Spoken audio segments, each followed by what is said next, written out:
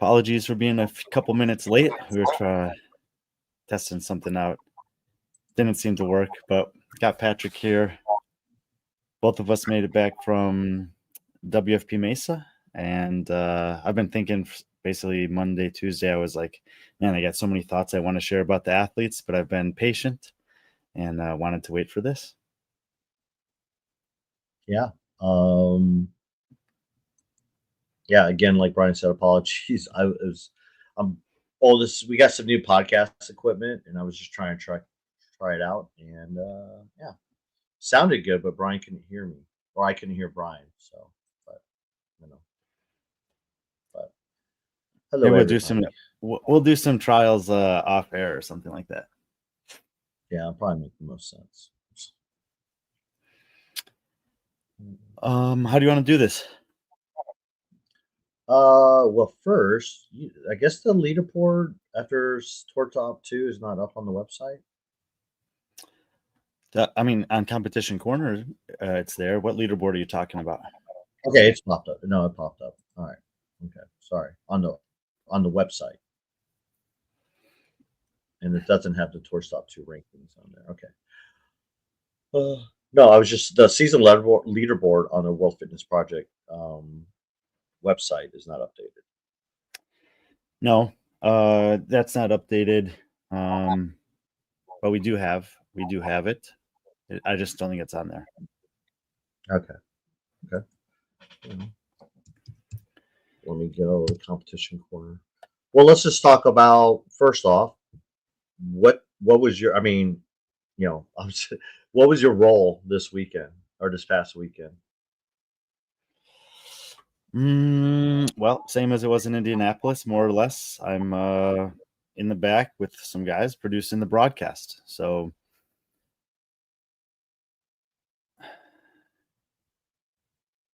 I'll let you handle that comment from CrossFit there, I guess.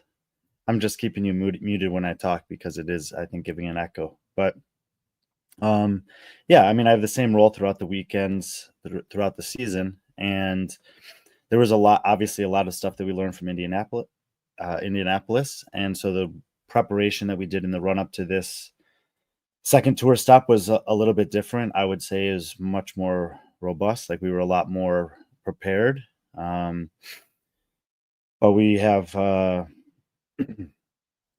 were some limitations of what we could do once again, which I'm not, just be honestly, I'm not super thrilled about it, but I think that once again, we've troubleshooted a lot of stuff, tour stop 1, tour stop 2, and my feeling is that by the time we get to Copenhagen, those things will be non-factors, and we'll actually be able to do everything that we want to do on the broadcast. And I mean, we did get a lot of comments. I see aha here, broadcast was excellent, not a single X came out of nowhere, LOL.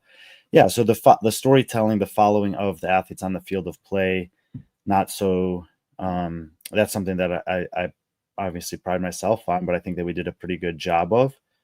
There's still some stuff that in terms of storytelling I would like to do better. So I don't even mind giving some examples of that. The first workout of besides the run, the first workout in the competition floor was a long workout. And I was already been going back and watching through some of the broadcasts, and I feel like there would be some good opportunities in the first round or two of that workout to not necessarily immediately be showing the leader or leaders, understanding, especially as we do some of the athletes, that it's not a mistake that Emma Lawson's out in front or Colton Mertens is out in front, and it's good to establish them as a leader, but it's okay to take a few minutes and go and show some of the other athletes just to get some exposure.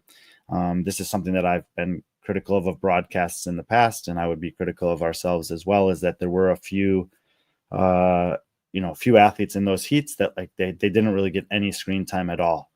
And some of them I'm looking for some specific stuff in the post-production, so for other things that we're planning to do between now and Copenhagen. And I realized, man, out of a 20-minute broadcast, I didn't have any usable footage from that workout of Aniol Ekai, for example. And obviously had a great weekend. That was one of his poorer performances on the weekend, but still didn't really even establish that he was there. And now that's a lot different to do in a 20-minute workout compared to a 4 or 5 minute workout like the final, especially early in the weekend. That's something that I'm looking at and saying there's still an opportunity for us to improve.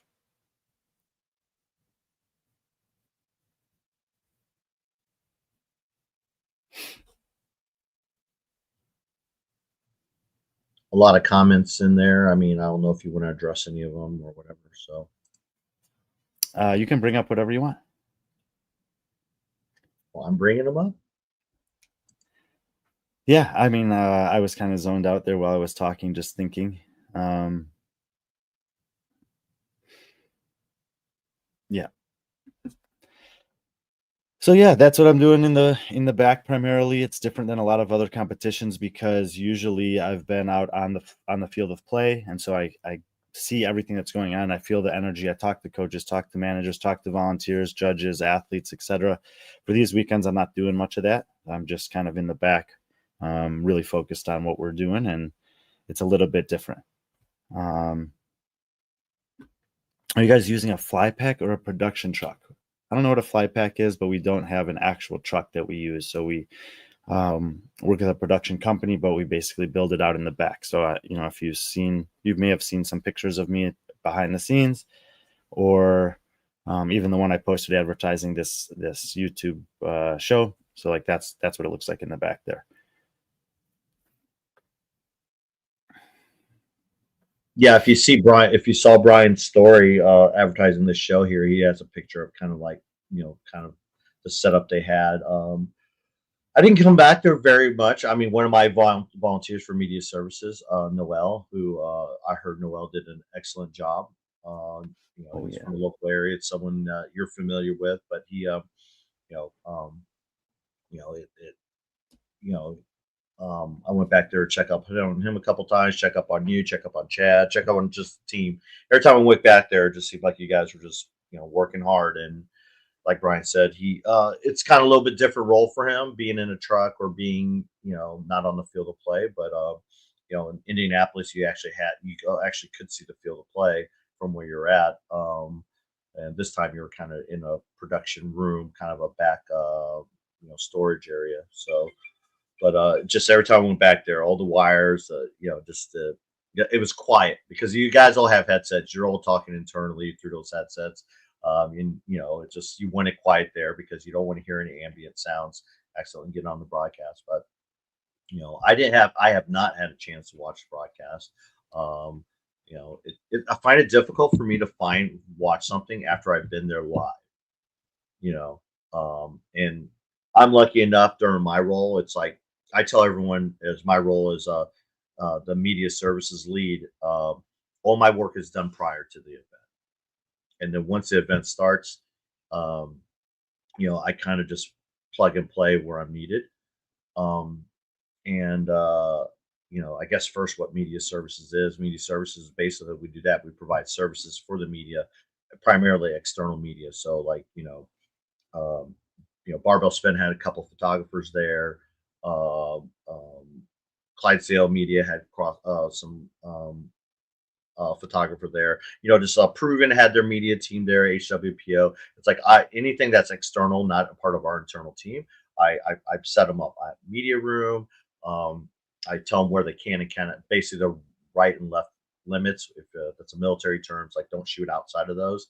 Kind of showing them where they're at, just making sure they're in the right places and they have everything they need. That includes, unfortunately, we didn't have the greatest Wi-Fi, and that's something that we definitely will address for Copenhagen. But just providing them a room, providing them with food, snacks, water, just all the stuff that you see at professional sports, things that I've noticed at professional sports when I'm a member of the external media or internal media, and just trying to leave it up a notch. I want it so that way external media people want to come back to our events because of how we host them and make them feel. And I take a lot of criticism from that, and I'm going to send out an email again and see what I can improve on and make it so that way we bring that media back, because media externally is such an important aspect of what we do. It tells the story. It tells another side of the story. So, but yeah, once the event starts, I'm kind of on the field of play. I'm kind of just hanging out. That picture you sent to me of me and Colton, that was kind of fun. That's probably one of the coolest moments of the weekend. It's like, I'd like to say I have a really friendly relationship with Colton. It's not like we're buddies and we text or talk all the time. But when we see at events, a little nod, a little fist bump. If I have to interview him, we'll have a conversation, but that workout, he finished like 5 minutes before the time cap. So he was just kind of just hanging out there, and I'm hanging out right there too. So it was just really cool. We just talked. It was like a good conversation for 5 minutes, and we got a good, you know, laughed quite a few times. I mean, guy's a funny dude, no doubt, and you know, it was just really cool. But yeah, just filling in. Wrote a ton of press releases. Not a ton, but you know, more than you would normally see from any other CrossFit event or fitness event. You know, there's a lot of things that that occurred, whether it was withdrawals or things with equipment. So we wanted to be as transparent as possible by putting that out there, for the media to consume. And I think that's something that needs to be done more of in our sport. Um, and got a lot of good feedback on that. Now I have a bunch of comments I want to go through. Let me so first of all, we'll start with CrossFit here. Is talent given research package or encouraged to prepare notes? Absolutely. So we have been working with B.Friendly Analytics this year. Dave over there preps a bunch of stuff and sends it to us. And then Jeremy Austin takes the primary lead on organizing all of that in a system that he's familiar with and disseminating it to our entire team. So they have an ample amount of information, and then it's up to each one of them as an individual to prepare that in a way that's accessible for them. Both Jeremy and Lauren Smith go out of their way also to reach out to athletes to try to find information, introduce themselves to them in the cases that it's new athletes. So there's a lot of preparation that goes on, and it's one of the things that I would say are the talent team that we have, especially in Arizona this time, was as good as you're going to find about that. Whether it's Joe Siastolo, who's doing the emceeing, he and I have worked in preparation for many competitions, so we know how to kind of exchange notes. And he's preparing for something that's different than what Lauren Smith is when she's doing the interviews, or Amy Bream is when she's covering the team divisions. But I also spent a majority of the summer doing research with, or not research, but practice with Annie and Katrin and Gabby Magawa, who are new to commentary. Do some more. Oh man, I'm curious what I'd love to know what you mean by that. But anyway, I'm proud of the research that they've done, and certainly there's an element of it that, if you are a Katrin, Annie, Gabby, like we're not looking for them to know as much historical context as we are for someone like Tommy Marquez. So that's why we have people that balance it out. And so yeah, I'm pretty happy with that. Rodri, which one was your favorite to prepare and show? I think you're talking about workouts here, I would guess. Oops. Which one is prepared? Which one is your favorite to prepare and show? For workouts for this competition, I mean, I don't know why Rodri's asking this, but he's obviously super involved with those things. The run was kind of fun, but it was, I still think there's elements of it that we could improve on. And then in terms of the workouts on the floor, I think workout 3 was probably a pretty fun one. It's kind of in the middle, so it wasn't too long like workouts 2 and 5, where the final was pretty quick. So there was a lot going on between race for Copenhagen, race for podium, all this stuff. And so I felt like it was the easiest one for us to kind of maybe miss some of the important storylines. So I would probably go with 3 for this one. Of course, the lifting and the lunging workout is unique. I am actually pretty proud of how our camera guys and director were able to capture a lot of lifts during that time. We had a pretty good workflow for that. I haven't gotten to that point of the broadcast of watching it back. I would say there were a couple that we missed. There's some formats that we had set up that we would have preferred to use to cover that weren't really going to be feasible given some variables that were unfortunately a little out of our control. But yeah, I would go with that one. Let's see here. No shade, but I noticed a lack of excitement to draw me into the competition. Broadcast was better in the first round. Yeah, so we had mostly the same people come back.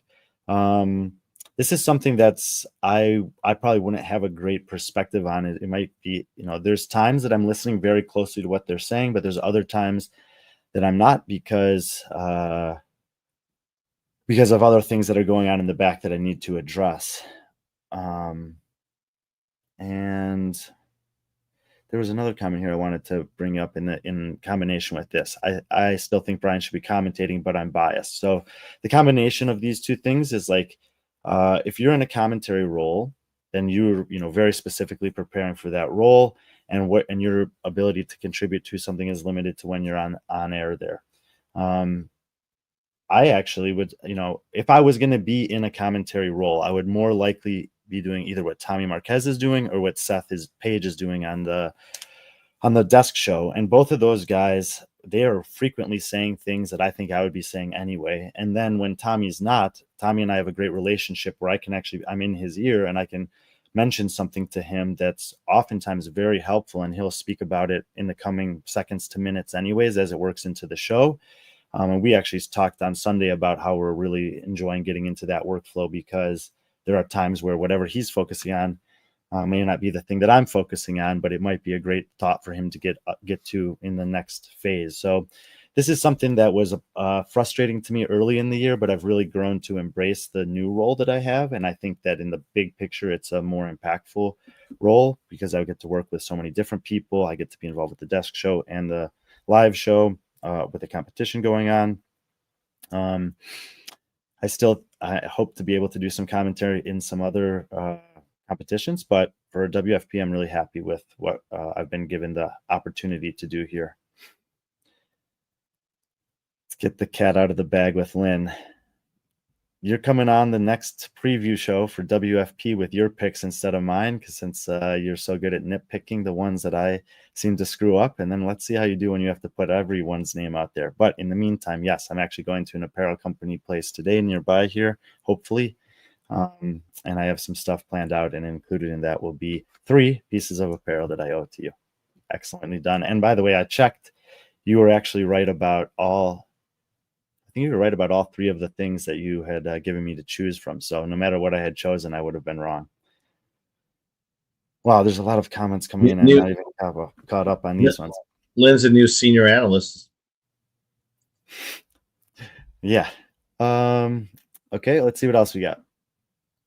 Still hate it's not live on YouTube. I made it work, just mirrored it from my phone to my TV.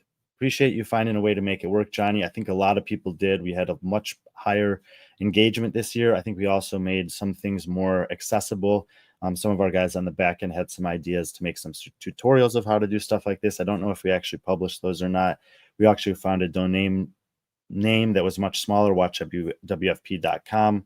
We have been studying, even post this, a lot of the analytics about countries that have watched, if they were using the subtitles, which subtitles were used, what devices people were watching on, all this type of stuff. So we're really dialed into that. We do want to make it as user-friendly as possible. There still are reasons that we feel are advantageous to have it on our own player, but we're trying to get it up onto YouTube as quickly as possible. And of course, we did get a lot of feedback that the pause, rewind, etc. was greatly appreciated. I understand that a lot of people are conditioned to watching it on YouTube. I don't think that we're going to change that, or we're not interested in changing that conditioning, and it's a great place to watch things, but thank you for finding a way to make it work anyway. Different solution. I viewed it by having the website on my laptop at full screen and an actual HDMI cable to my biggest TV. Excellent viewing that way. Left my handheld devices free. So that's great. And I think other people, you can certainly prepare for something like that. I think that is probably, the most people did watch on an iPhone that we tracked. If you can, if you have an available place to watch on a bigger screen, of course, it's going to be more enjoyable viewing, I would say. And then your phone can be free to do whatever else you want to do. Put PC to work and make him a spotter. The spotting is an interesting one. Patrick would be an amazing spotter, of course, but Patrick's doing a lot of other stuff. And we have, in my opinion, I don't want to say he's the best in the world, but I would say he's on par with anybody who would be doing it. And it's a single spotter on the floor, Tommy Smith. And I told him I would work with him in that capacity on any competition anywhere in the world. He's phenomenal. I'm extremely grateful to have him there. I've been on teams and part of teams that have many, many spotters. That can work also. But when you have one person that's really good, plus me watching all the cameras in the background, collectively, I don't think that there's much that we're missing. And that goes to the comment from earlier about, no random people come out of the bushes to finish high up in a workout. We were pretty much tracking it. Those are the ones that I start. I know there's been like 40 comments that have come in while I'm talking. Is there something else that needs to be addressed?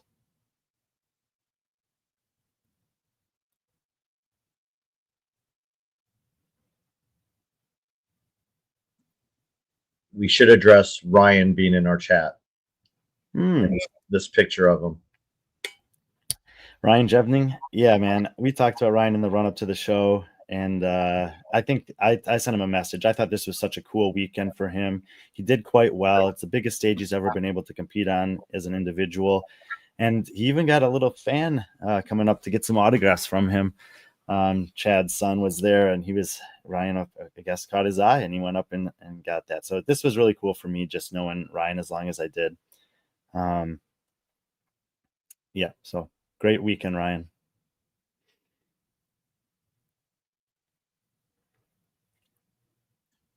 Ryan, you keep on muting me, and I hate that.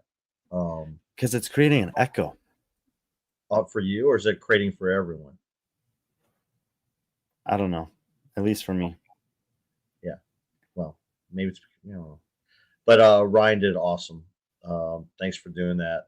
I mean, just coming out there, you did great, and it was great. We got to see him like, at Monster Games, and then see him at this environment, and he did really good under the lights, and it was really cool to see. And I hope I hope he just keeps on this trajectory, and he learned a lot from himself, and we'll see him a lot more competitions coming up, and it's just really cool. Now I don't have the echo, so that's good. I want to bring this up from Ironically Fit. I did like that they had a screen for finishing athletes. Oh, it's when I talk that I hear the echo, and could still watch the others as they came across the finish line. So, yeah, this was actually an idea that the director we had for this one, which was a different director than we had for the first tour stop, but he's a very experienced director who has worked on major sporting events like the Olympics, and also apparently has won some accolades for directing Dancing with the Stars. But he had this idea, because I was talking to him about that's oftentimes kind of something that's difficult in our sport, especially if you think about the finale where someone's finishing and then there's so many athletes finishing really quickly.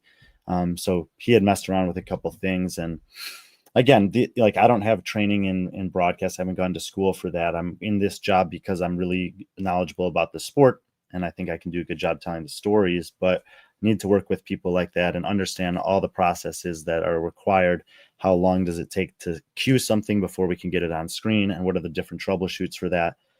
So those are the things that we are really, I think, going to be much more set up for in Copenhagen, which should make what I would consider was a good broadcast even better. Yes to this question. Did you figure out the audio gremlins? Yesterday, last night, or this morning, a few people that are kind of been troubleshooting that have figured this out, and we think we know where the problem is stemming from, and we think we will be able to eradicate that as well. Is he directing and pushing buttons? He's the guy who cues in all the cameras. Yeah, so anytime you're going to go to a camera, he's talking directly to the cameraman. I'm sitting next to him, and in an ideal scenario, all the other stuff that I'm dealing with would be a lot smoother, and then I would be able to help him a little bit more in terms of what I'd like to see. Like as I mentioned, showing some of the athletes that maybe aren't doing so well earlier in a long workout, so they get some camera time. I think we'll get there as well, but it's good. Both of the guys that I've had are good enough that they don't need me to be able to do a pretty good job telling the story independently anyway. For the lifting event, I was much more involved because there's so much going on. There's no guarantee when an athlete's going to lift or not. So you really having an extra set of eyes or two there can really help out. Yeah, this is, we had a plan to do the split screens for the lifting event. There's some technical reasons why we did not for this one. And we were going to, in real time, we were going to be able to cover this event better without using them this time. But there are some things,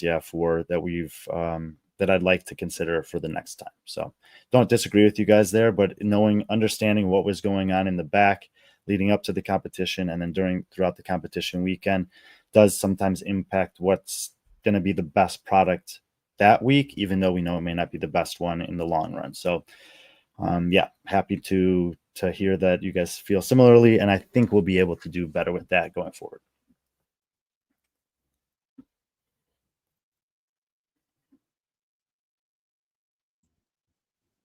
For multi-screens, I'm pretty confident once we get to Copenhagen, because a lot of this feedback that you guys are putting there, which is amazing feedback. That's exactly what you want to hear whenever it's your second time doing a broadcast for a major, I mean, a major sporting event. I mean, especially in our space.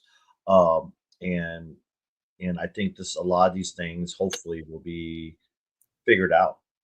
We do know we're going to Copenhagen that the team that we have, we went with an outside.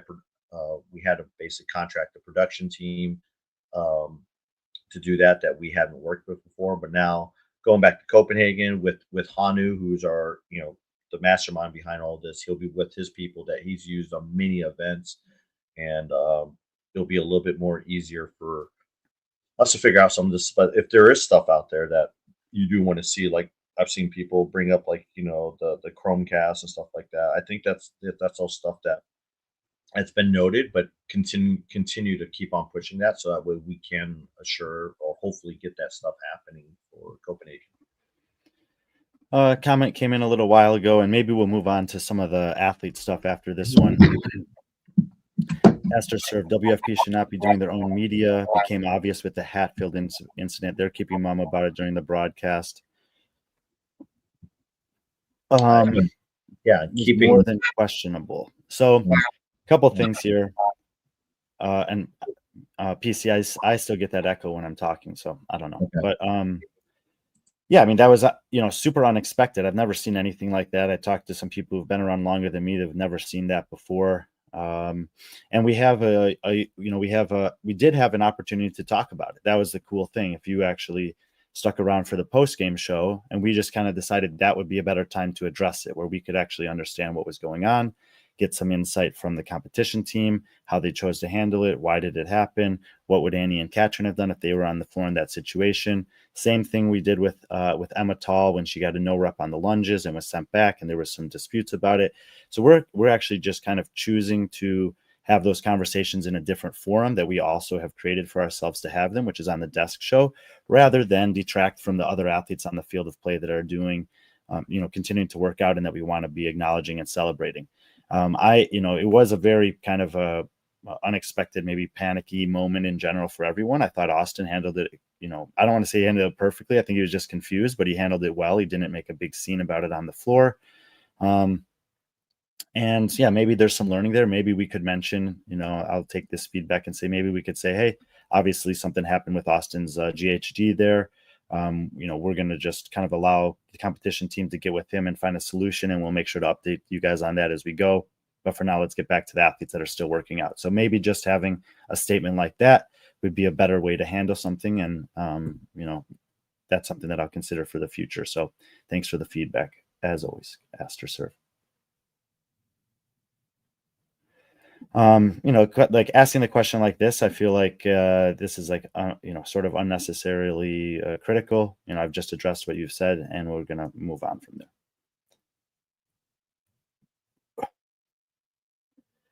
Yeah. Okay. Let's move on.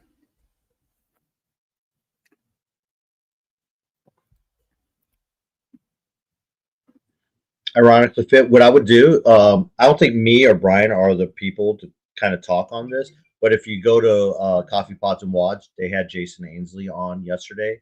Really good interview Pedro had with him, or Peter had with him. I checked that out. Jason, who is in charge of the U.S. or North America competitions, he's the one that he addressed it. He was a part of the, I guess, investigation. He's the one that talked to Hatfield. He was a part of it, and I think he addressed that right at the beginning of the show, and continued to address it. So, I mean, like I said, we're not really in a position to talk. I mean, we can talk about it, but it's like, but if you want to hear, I mean, Jason's the best person to go through. We did release a statement regarding it, and basically what it came down to is that for the GHD, the foot pad was not clicked into the lever or the stand correctly, and it came out. So yeah, Jason's great. I mean, Brian, we've known Jason for a while. We've had the pleasure to work with him. We worked up with him at Monster Games for the first time. It was great. He's the guy's been around for a while. He knows competitions. He knows athletes. He's just he's one of the best competition directors. Not only in the U.S. but in the world, but one of the best. And World Fitness Project's lucky to have two of them, in Roger and him, in terms of two of the best in the world. I can throw a couple other names in there, but like Jason's definitely amongst the best, if not the best. And he's great. So I'd really check out that show. He's been through it. He knows, and he's a valuable and a very respected person within WFP, and I think also in the community. The post shows were so good. Haven't seen any of that good anywhere about CrossFit since Pat Sherwood and Annie Sakamoto used to do them, and theirs were shorter. Actually used to work with Pat and Annie on those back in the 2018-19s. I think Dan Bailey was on as well with them, though a couple of years I worked. But those are something that I think, it was something that Hanu and I wanted to do early in the year. Fine. And we knew we were going to have Annie and Katrin. So I came up with a system for trying to, I don't need to teach them what to say, just kind of when and how to say it so that it's digestible and relatable in the right time domains. And they've really taken a big onus upon themselves to improve and learn and prepare in different ways for that. We sort of backed into Seth. He wasn't the first that we offered that to by any means. But we couldn't be happier with the way that worked out. And then we brought in Derek, who just has a lot of broadcast experience, on a panel that doesn't. And the chemistry between the four of them was pretty good off camera from the start. Has gotten better and better on camera. And we know that there's not a lot of people watching those relative to the competition yet, but we hope that changes. I remember when I was a big fan of the NBA, before certain things happened, I used to enjoy watching the post-game shows with, Shaquille O'Neal and Charles Barkley and all those, and Kenny Smith, just as much as I did watching the games. And, it's nice to have people who are very knowledgeable, deep-rooted in the sport, from the coaches, from the athlete's mindset, that can give us perspective that may be difficult to get otherwise. So appreciate that you're watching those and that you have something good to say about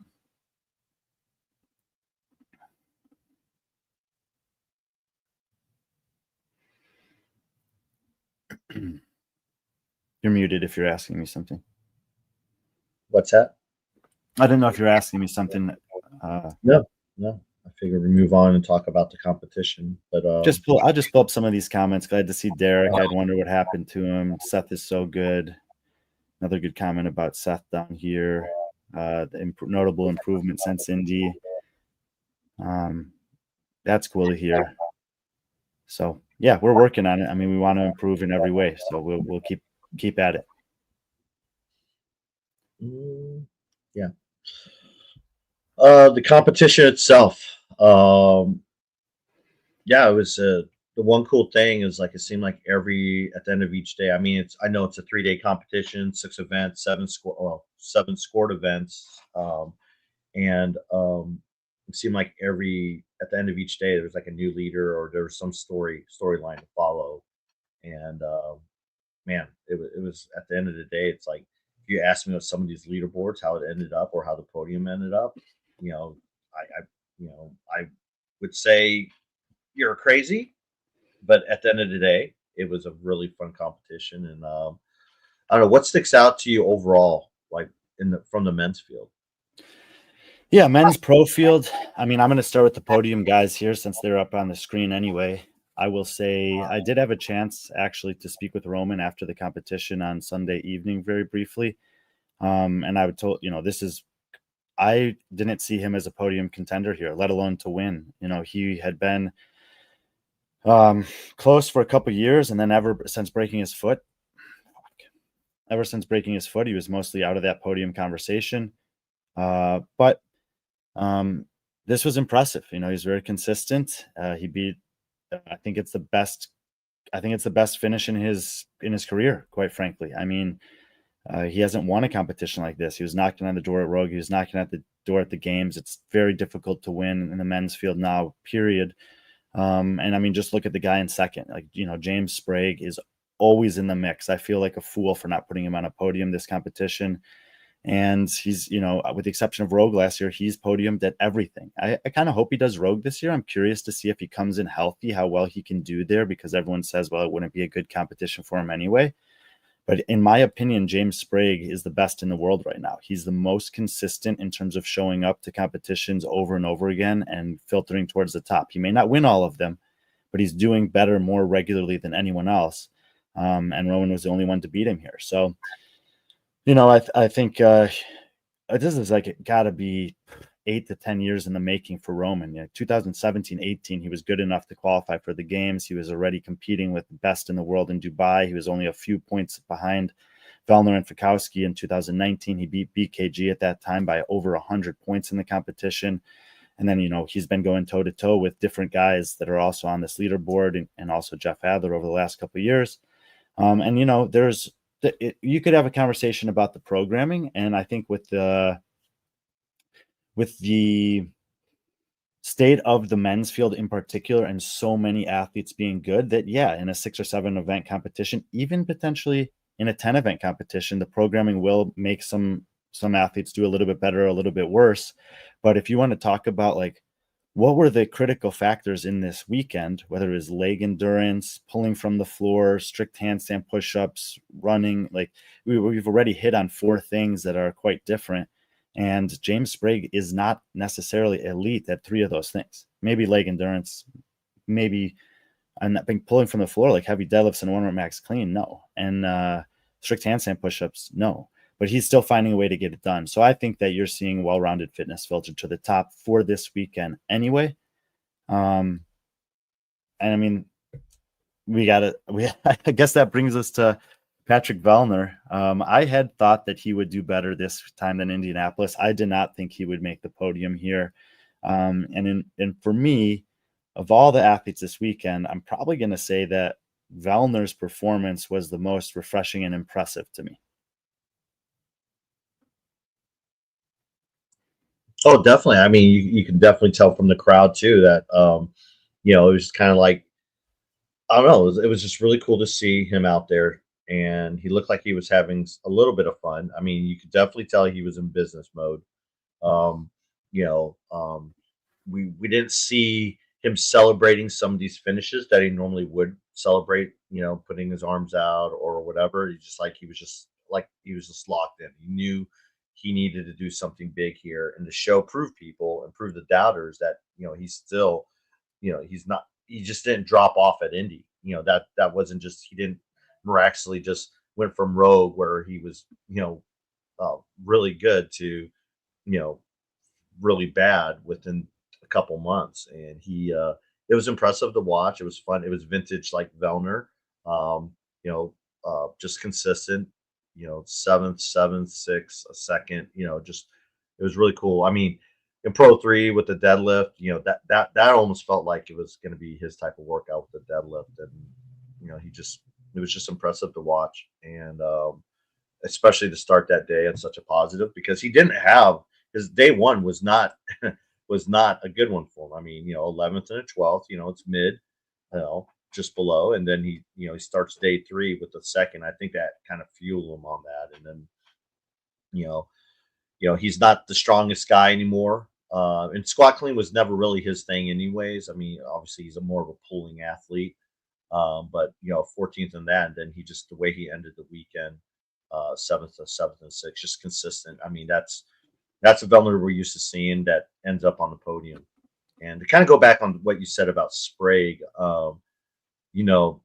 if you I mean, obviously there is no argument. He is probably, the best athlete right there. I mean, with apologies to Jason, who is the fittest, but right now over the last year and a half, Sprague has shown so much consistency.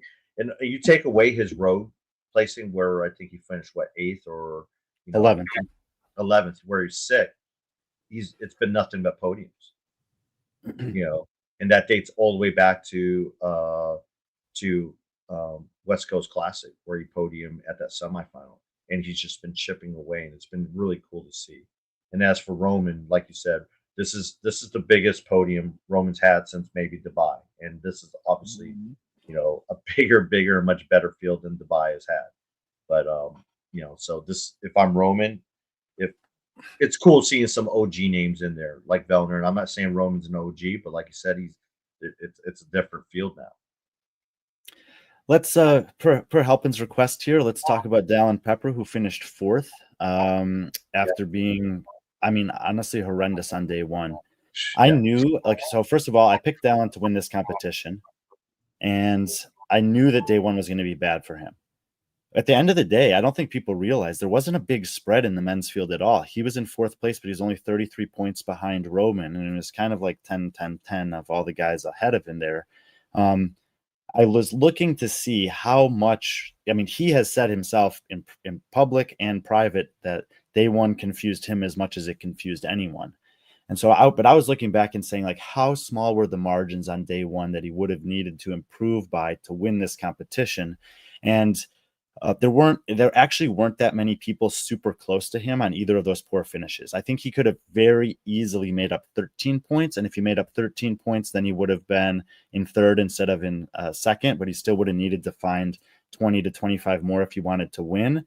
But he told me himself, he's like, I showed up on Saturday morning. I started that workout with the ski erg, and I was in the middle of it. And I was like genuinely asking myself, am I going to feel like I did yesterday, or am I going to feel like myself? And obviously started feeling like himself. Even in that workout alone, he started building some confidence back. He ended up winning that workout coming out of heat number one. And so I feel like for whatever reason, there's the nice trajectory Mike was talking about. For whatever reason, he just didn't have it on day one.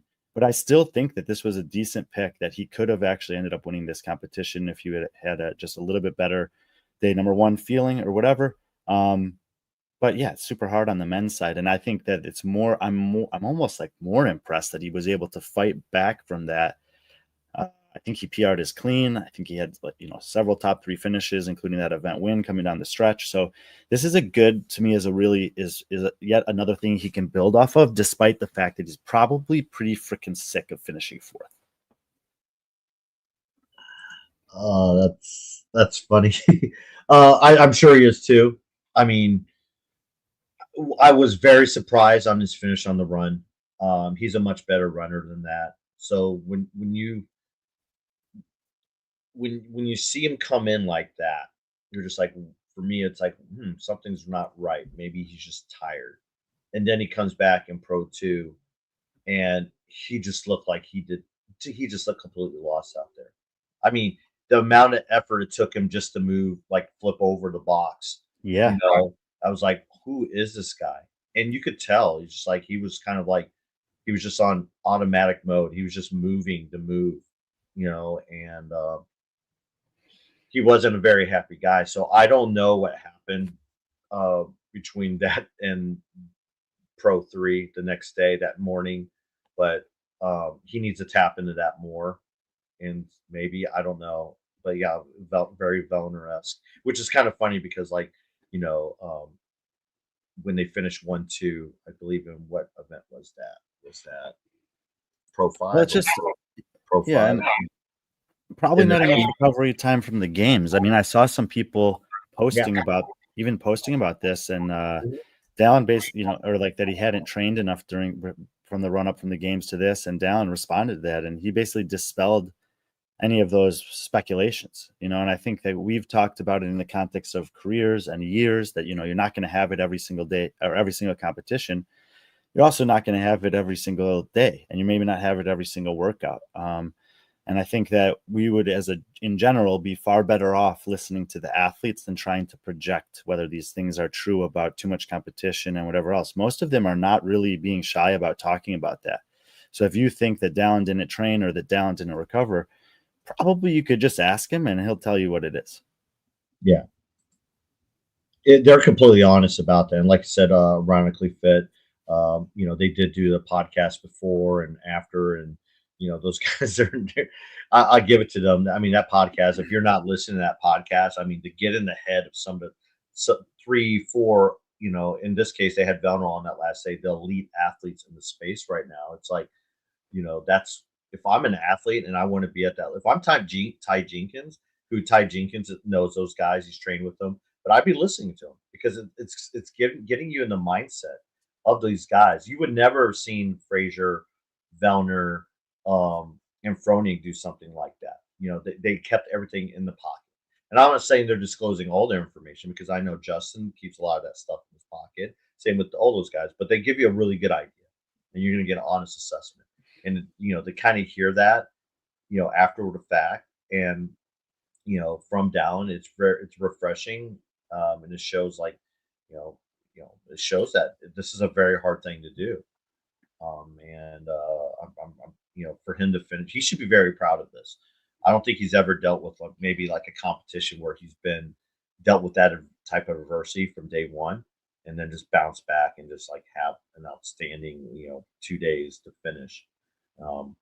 Fourth place, yes, he's probably sick and tired of it, but at the same time, his fight to get to that place, he has to be very proud of. I know his coaches are, and I'm sure he is too. But he's very respected. And keep in mind also that this season in particular rewards consistency. James's podiums is going to put him in the lead going into Copenhagen, but within 10 points behind him are going to be Roman, Austin, and Dallin. So he may not win. He may not. There's a scenario where he doesn't podium at any of the individual tour stops or finals, but he ends up in the top 3 for touring points for the year. Yeah. I don't. It would be interesting if that happens and to ask him how he feels about it. But yeah, I mean, his consistency is definitely there. And an individual weekend, he's just barely missing out on where he wants to be.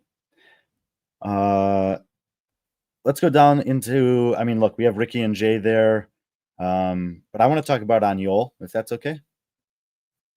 Aniol Ekai ends up being, yeah. I mean, I actually forgot for a second that he was a challenger in this field and not assigned pro when I was looking over it afterwards, but he is in fact trying to challenge for a pro card next year. He's been exceptional in the qualifiers. He did okay in Indianapolis. This, in my opinion, is the best finish that he's had in any competition in his career so far. Beating Jason Hopper, beating Austin Hatfield, the guys who've won the last 2 major competitions this season. That's a massive testament. And, we basically said that without having Adler in the field, that there were 8 guys that we expected to be in the top 8. And Vellner and Aniol Ekai were the only 2 that had something to say about that. Justin Medeiros ended up slipping down quite a bit on the last day, so he wasn't in that group. And, Austin Hatfield finished 9th. But 7 of the top 9 were the guys we expected. Vellner and Aniol were the difference there. And I was looking at Aniol's finishes, and he basically got better every day. He had a 17th, 15th day 1, 11, 11, 4 on day 2, 10 and 7th on day 3. And he just looked good across the board, so I'm kind of curious, like, was this just the perfect amount of the perfect storm of events for him, or has he done a thing that I have said previously I wasn't sure he would be able to do, which is take that next step up? I kind of thought that he could end up being one of these athletes that's consistently good enough to get to competitions like this, but can't have a huge impact on it. At this point in the men's field, if you're finishing in the top 10, you are having an impact on the competition. So this was amazing for Aniol. I know also it was huge for him and Danny Camacho, who've been training together, doing these qualifiers together, traveling together, that Danny ended up getting basically a fortunate break with Adler coming out and showing up, and ended up having enough points to get into the finals. So I think this is an amazing weekend for Aniol. I sadly did not get to see him at all during the weekend. We've talked a little bit since then, and he was bummed about that too, but couldn't be happier and more proud of the work that he's done to take this next step. Definitely he was really proud. I mean, I think, after not qualifying for the games, doing not as well as he wanted in Pro Stop 1, and seeing his game season, he was able just to vote the last, since May, he's been training for this point, just like Vellner. I mean, who was it? Chandler got a lot of flack for what he said on the Training Think Tank podcast about, like, hey, I'm gonna, these athletes who did the games, I'm gonna take advantage of them, basically taking advantage of them not having that rest period. They're better than me, but I'll be able to do better than them, because of that, because of they're a little bit more tired coming off the games, and that's paraphrasing what he said. But Aniol and Vellner did the same thing. I mean, they're able to kind of just singular attention on that. And, it's very impressive. But then you also see the games athletes like Ricky, Jay, James, and Roman, finish ahead of him. But for Aniol is definitely just like, I think he would have, it's a very impressive performance, and it just shows you what happens when Aniol is focused on one thing and one thing only, and that's training and being the best version of himself. And if that's the Aniol that we see in Copenhagen, which I'm pretty sure it will be, um, he's definitely someone that can, obviously being he's in a good position for a pro card, and Oh but yeah. and then it's not just, and I don't think that's just what he wants. I mean, yeah, top 20 gets pro card, but there's money, there's levels to this, you know.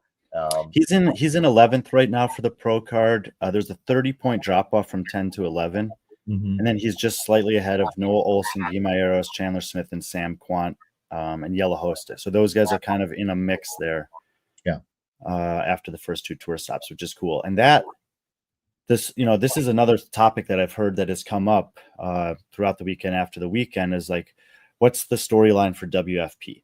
The storyline for WFP, there are several, and they're evolving throughout the course of the season. So, in the early part of the season, there was qualifiers getting to Indianapolis. Then there was what's happening here, who's kind of establishing a lead early in the season, another set of qualifiers in the summer, and now Tour Stop 2. Tour Stop 2, the primary storyline was the race for Copenhagen. Who's going to make it into the finals field? We covered that on social media and on the desk show, a little bit on the broadcast throughout the weekend. All of that was planned and intentional. We picked our spots to talk about it because there was another thing going on, which was an actual competition this weekend where we were going to put people from 5 different divisions, if you include the team division, on a podium. And so we wanted to make sure to talk about that. So the emphasis was on doing that while the athletes are working out and using the post show with Annie, Katrin, Seth, and Derek to bookend every day with the race for Copenhagen scenario, set up the finals with the race for Copenhagen scenario, and obviously in the award ceremony, in addition to having the podiums, we covered that, announced all the athletes. Those pictures, man, I put this on my story, and I don't know if it was understood or who saw it or whatever, but that's a dream come true for athletes. Like, you have just put yourself into an elite group of people. When you look back on your career and you see a picture like that, like, I was good enough. I heard Bethany Flores say this on the broadcast as I was walking back, because they were like, do you have any FOMO? And she said, a lot of people are asking me that. And like, yeah, I want to be out there competing, but I know how hard it is, how much work it takes just to get on that floor.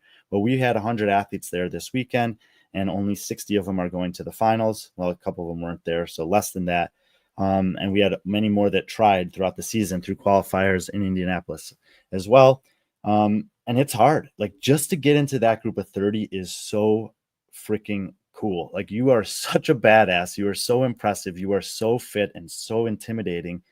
And then the focus is like, okay, now 30 is not good enough. Now I have to be in the top 20. So that's where the story will evolve to. And, we'll do, for people who have been paying attention, we have these on the pulse series that bracket every competition. So we'll wrap up Mesa, and then we'll start planning and shift our focus to Copenhagen. But we also understand that there's a ton of stuff going on this year. So we don't need to be telling super in-depth details about the 30 to 20 pro card right now, because Tier SoCal's coming up, Rogue is coming up. But towards the end of the season, Fit Fest isn't happening this year. Nobody's heard anything about Dubai. December, January, there's not much going on. Wadampalooza's moved out. So we're going to really be dialing into who those 30 athletes are, where they stand in the season, what's it going to take for them to be in the top 20, and how does it influence the, the trajectory of their careers, whether at the beginning or the end of it. So I appreciate that people are watching and that they're passionate, that they want us to tell all these stories. We are aware of that, and we're trying to find the right cadence for that throughout a season, not just one competition. It's funny you mentioned that, because I ran to Ella Wilkinson at the airport, her and our boyfriend, and she's one of those 30. And, and people don't know who Ella Wilkinson is. I mean, she a very bright career ahead of her, and then she suffered an injury that basically took her out for 2 years. And this year she was sick during the kind of the game season, so she wasn't able to, like, the games, which is still a dream of hers, didn't happen. But she had the WFP to kind of lean her hat on, or put her hat on, in terms of, use that analogy. And she just, in the airport, she's like, I told her, I'm like, how do you feel? She's like, She's like, it just feels amazing. It's not real. And I'm like, why? She's like, these are, and she said these athletes are all athletes she looks up to and adores. And that for her to be in that field in Copenhagen, to have the ability for her family from the UK, to make the short flight across the the English Channel there to watch her compete against these people, these the top athletes in the world, and I told her, I'm like, hey, you belong. I mean, it's kind of like the same conversation I had with Emma Lawson at Dubai in 2021.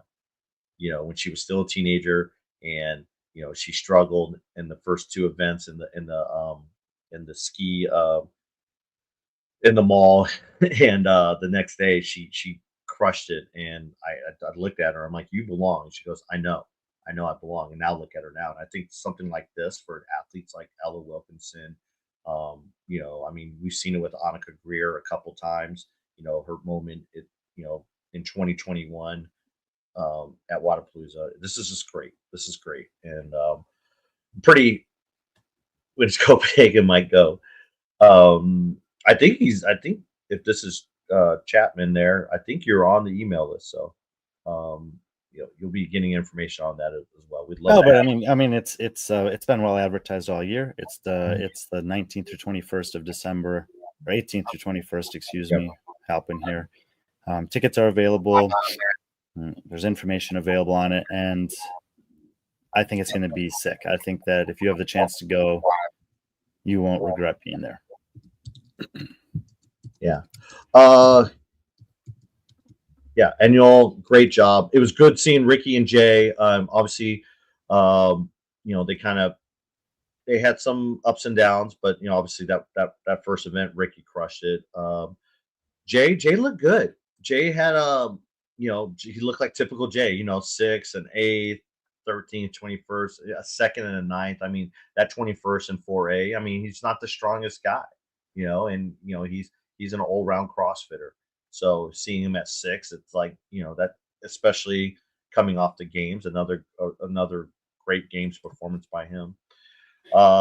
We've been talking about Jay. Like, it was for years. It was like he's not a top 10 guy, but maybe he will be.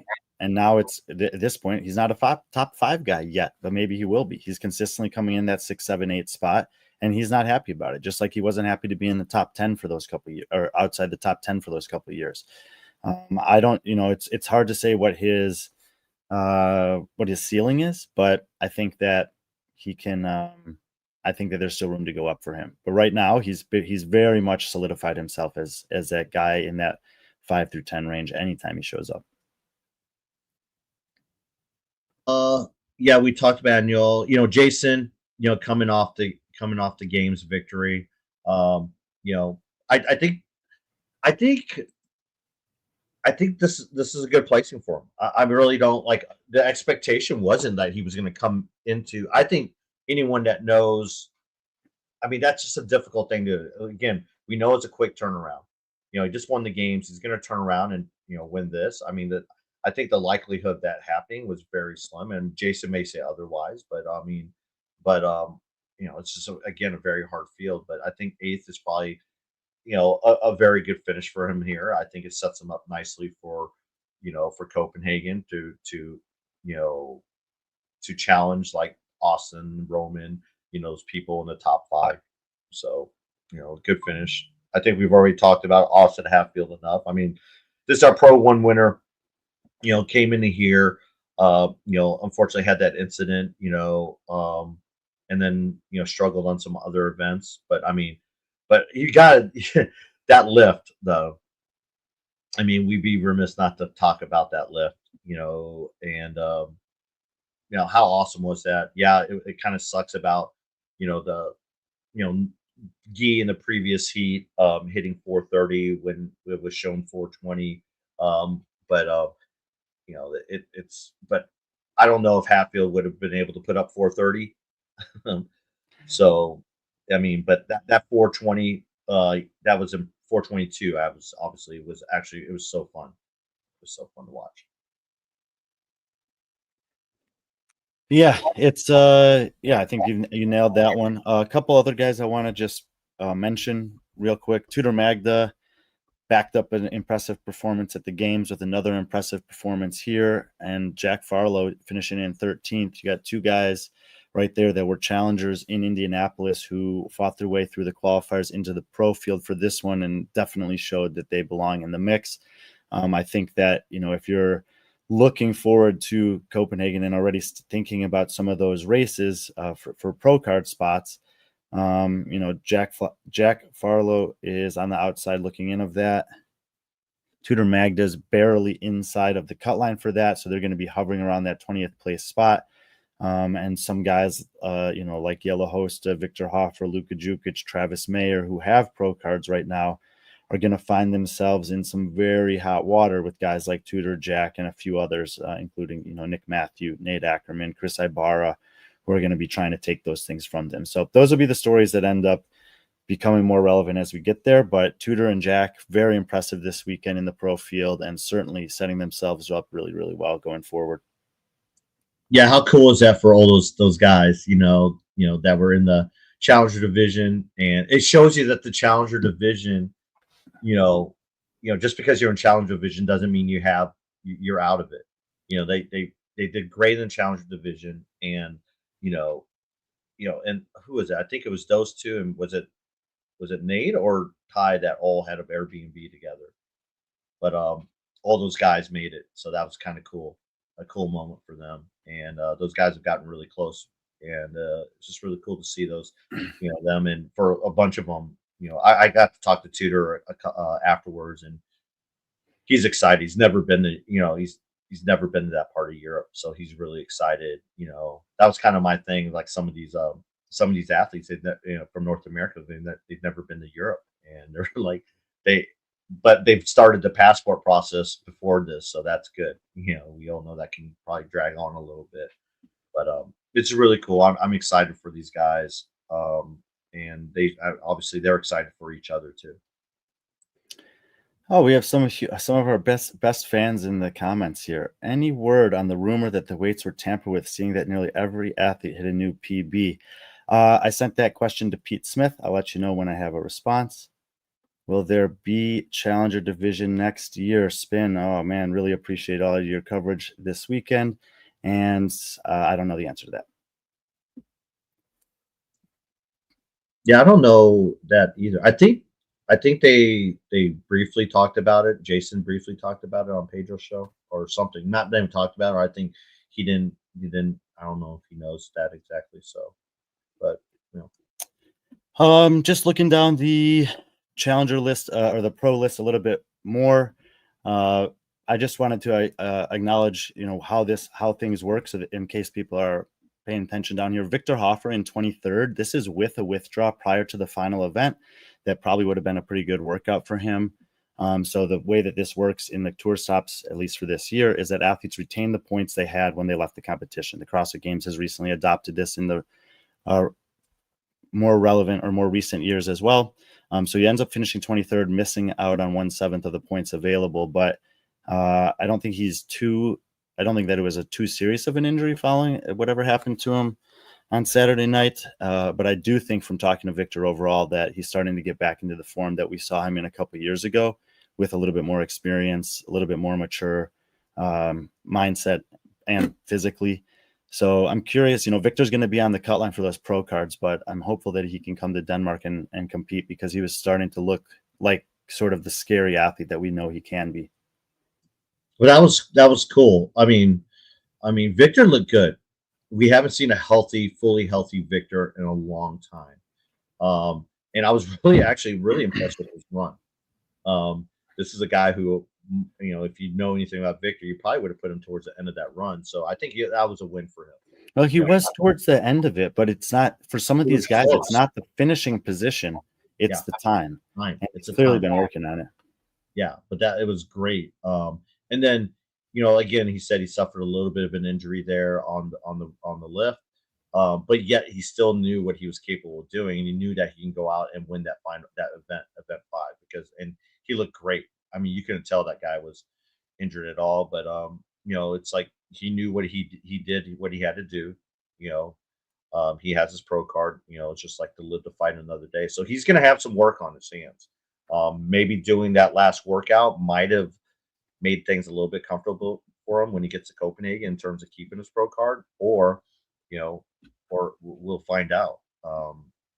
But if he would have did that last workout, hurt himself even more, then he's out. There's no question that he's not going to be able to get his pro card. So, it's again to live the fight another day. Should we flip to the women?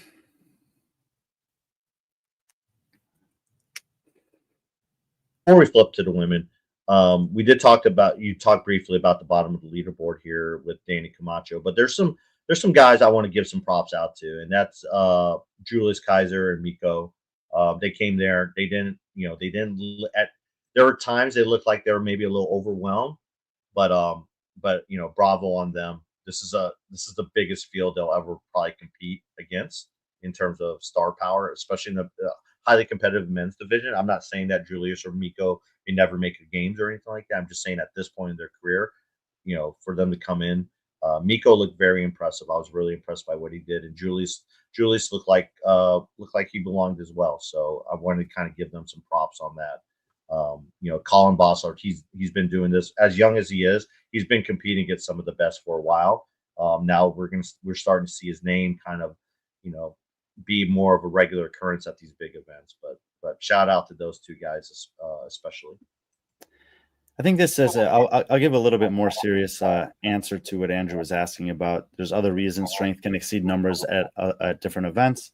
I did a workout there live on camera against Mesa in the box office, and I've been training on machines a lot, so obviously that was helpful. But I was hitting numbers in that workout that I haven't been training at because I was in a competitive environment, and most of my best lifts have come during competition over my career.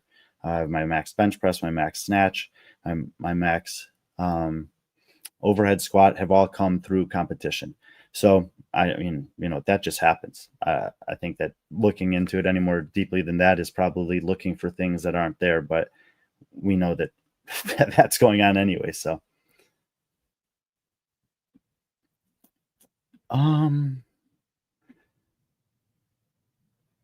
women. Okay. Let's start with the top like we did with the men. Yeah, I mean, I look at this podium. I have wonderful things to say about all three of the ladies here. I had picked Laura to be on the podium. I wasn't sure. I thought that the workouts were good enough that she would be able to offset the handstand push-up workout, which we knew would be bad for her, especially with the 7 scored events instead of 6. Obviously, that was the case. And really, when you look at what happened in Indianapolis, it came down to a couple execution errors, at the end of the first and the last workout that dropped her down a fairly competitive leaderboard. The points were a lot more spread out here, though. Her and Emma Tall ended up being significantly ahead of the next 3 women. And then there was some, sort of notable drops after that. I think this is, what people expected from Laura. I think it's what she expects from herself. She came there to win. She got the W, and it's going to put her right back in the mix for Copenhagen. For people who are already looking forward to that, she's jumped all the way up to second, tied for second with Lucy Campbell on points. She's third there. They are 30 points behind Amy Kringle, and then it's Lowe and Brandon Lawson Tall after that. But Emma Tall, I would say, similarly to Roman and similarly to Aniol Ekai, I would have to mark this down as the best competition that she's ever had. She was in the mix to win it. She was pretty consistent across the board. I know that there will be, or maybe has already been, some conversation around what happened with the lunging situation. I ended up watching that back pretty late that night. And the thing that stood out to me is that how I perceived it was her heel was on the line. The judge said something to her. She shuffled her feet forward. He gave her a no rep because you're not only allowed to advance by lunging. She took a lunge step anyway. By this time, it was too late. He sent her back. She never put the dumbbells down. She turned around, walked the 20 feet back, got behind the lens. She still didn't set them down. She did another 20 feet of lunging, confirmed with it was good, and went across the finish line. So if you want to go back 10, 15 years, whatever it was, and talk about capacity, she certainly didn't not do a last lunge step because her grip or legs were failing. And it was deemed to be a miscommunication of some kind between her and the judge. They didn't award her the time that she probably would have gotten if not for that, which would have, I believe, been first. They also didn't award her the time that she did end up getting after the communication. They settled on something in the middle. I think either way, any way you slice it, unstoppable is not quite the word I would use, but she's when she's healthy, when she's fit, she's very good. And yeah, Emma Tall, congrats on the weekend. Hope to see more of that in the finals.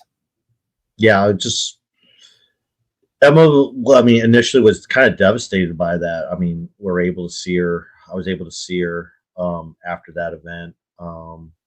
And obviously the appeal process was going through, but I think just that she thought that she kind of let it slip away, because you never know how to appeal, if it's going to go your way or not, or even what's the result of that. But she was back there just cooling down, and she's kind of just had that moment to herself. I kind of really felt for her then, felt bad for her, but I think it ended up working out to her benefit.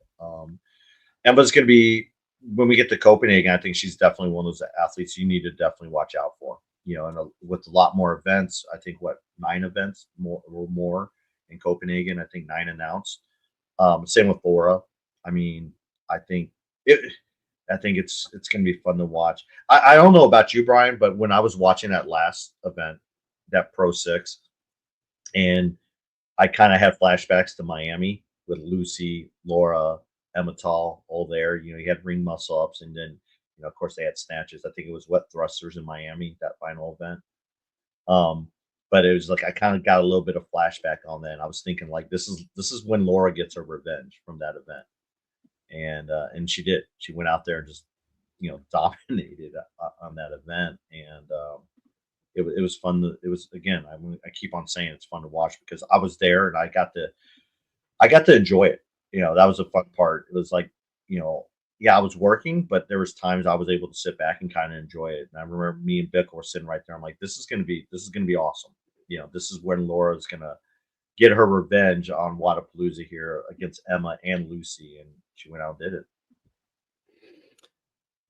Yeah, that brings us to Amy. Got to see her in the airport. She was heading back to the UK, but yeah, 2 competitions, 3rd place at both of them. Very similar to James Sprague on the men's time. He obviously took 2nd at both. They're the only 2 athletes that podiumed in Indy that also podiumed in Mesa in the pro division. Across those 2 pro stops, she's only had 1 finish outside the top half of the field. It was an 18th in Indianapolis. She has had a 15th place finish as well, but everything else better than that. So yeah, pretty cool to see the consistency there from her. I think she's going to be in SoCal for the Tier Cup, so you get a chance to see her in a little bit more spotlight environment. She doesn't necessarily, I mean, she did win the run, but she's not known for winning a ton of competitions. She's just kind of bringing up everything steadily. I'm not sure where I would put her necessarily against if I would say she's a top 5 in the world yet, like hands down in a competition in, competition out, but she's in the lead for the tour points for the season. So pretty impressive so far from Amy this year. Do you already have Brooks up on screen here? Of course. I want to talk about Brooke. Do it. Yeah. God, I mean, for someone who's retiring, I mean, obviously she made it very specific that she's retiring from, that was be her last CrossFit Games. We knew that she had this going. I don't know if this means, I mean, that's another question for later, I guess. We could talk about is like, she should be getting her pro card. Does that mean she just retires from the sport or just retiring from CrossFit Games season? We don't know. But she looked great. I mean, I was actually kind of surprised by her finish in the run. She finished 17th in a run, a 2-mile run, which I thought she would do a little bit better in. Maybe she was, I don't know, but I don't know. I haven't had a chance to talk to her about that first finish or that first event, because all the events afterwards, she did amazing. Especially for her, and Pro 5 was just, it was fun watching Pro 5. She just chipped away. She just kept on chipping away, was consistent. She was making up the ground on the handstand walks and also the double unders. And at one point, like, her and Laura were almost virtually tied. Laura just, the separator for Laura in that workout was the C2 bike, which, Laura is probably one of the best when it comes to machines and one of the best in a C2 bike. But it was just really cool to see her finish and just like, she looked like vintage Brooke Wells out there. And again, she just missed out on a podium, but you know, it was just fun to watch, and hopefully I put to rest some of the comments about like people think that she's washed up, or she's just just there to not really there to compete. As long as we're talking about her, and she had, I would say this was on the women's side, similar to Pat Vellner, sort of the most impressive and surprising performance, and it was really great to see. And you mentioned that some of the OGs did really well here. Obviously, there were some athletes also that had a chance to capitalize on not competing as much this year and really focus in. And when you talk about someone who's been around for a long time and knows how to do that, prep and then execute in a competition, and Brooke did this weekend. But we'll talk about her sister too. She's not too much further down the leaderboard from her. I might be wrong, but is this Sydney's first top 10 in a competition? It was sort of a little debate that some of us were having in the back about what counts as a significant competition. So she has been 8th at Wodapalooza this season. She was 6th at the Syndicate Crown. I would say Syndicate Crown definitely is not on par with this caliber of competition, not even close. This year, in previous years, maybe it was when there was a full field of the best athletes in the most competitive division competing there. But she's been in the top 10 at Wodapalooza 2 years in a row, actually, in the elite division. So that's debatable if you would count that. It's obviously not a Rogue. It's not a CrossFit Games. It's not as strong as these fields are for WFP this year. But she's been moving in the right direction for sure. So, yeah, I thought the Wells sisters, you could arguably say was the most impressive thing of the weekend. Both of them, I think, outperformed what almost everyone was expecting. Yeah, and I want to give a shout out to Mesa, who was working.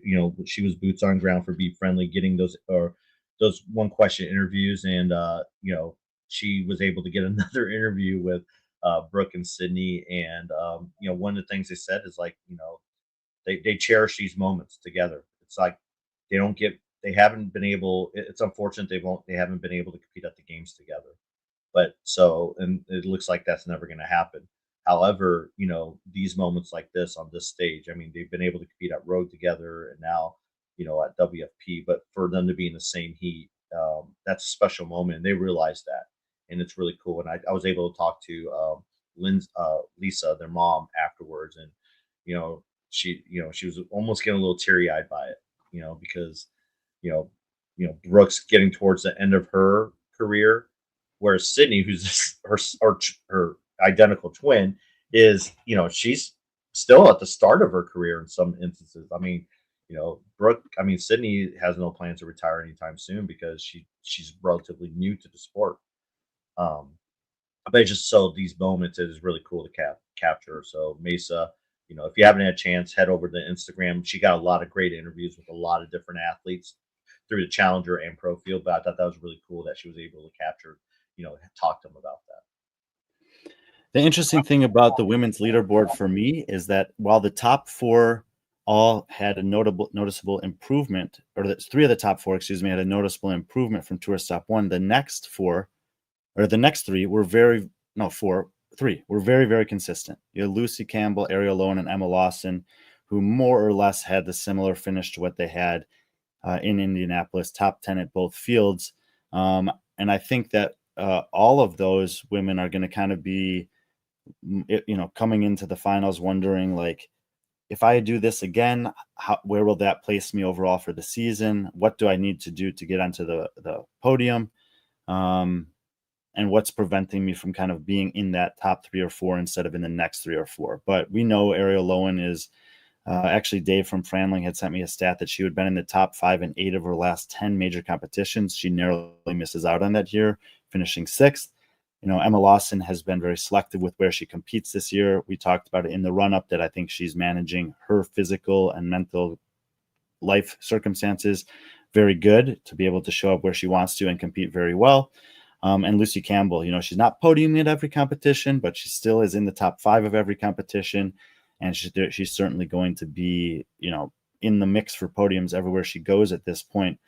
Ariel Lowen, or Lucy Campbell, is in that tie for second in the total points season right now. Ariel Lowen's 20 points behind that in 4th. Emma Lawson is in 6th, 1 point ahead of Emma Tall. Daniel Brandon's in 5th. So Pretty consistent there.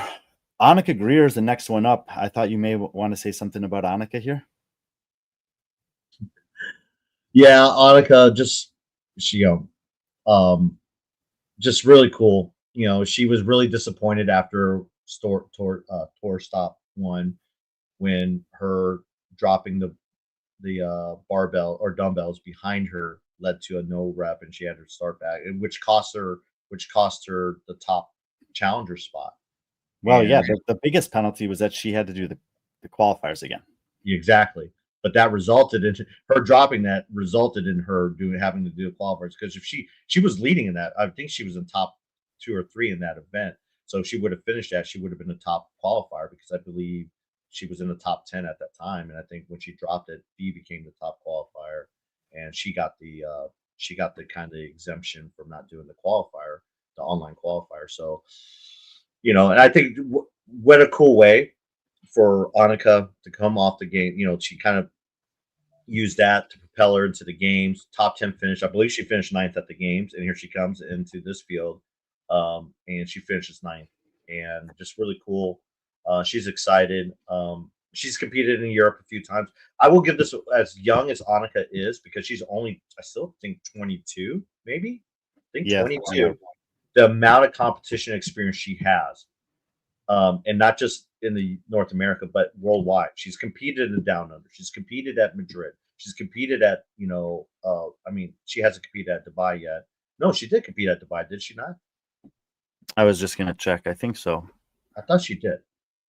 But either way, it's like, how cool is that? Like, that she's someone who's able to who takes this seriously enough that she's willing to put herself in all these different places throughout the world. So she's going to be one of those athletes that could probably gonna have no problem adjusting to going to Copenhagen, because she knows how to deal with traveling, and she'll get there. And what a just tough kid, and I'm proud of her. And it was really cool. She seemed really, even though it was really no doubt that she was going to Copenhagen, she seemed still really excited to be.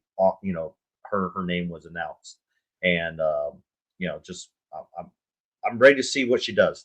Annika with confidence is a dangerous Annika, and I think that confidence is just building more and more.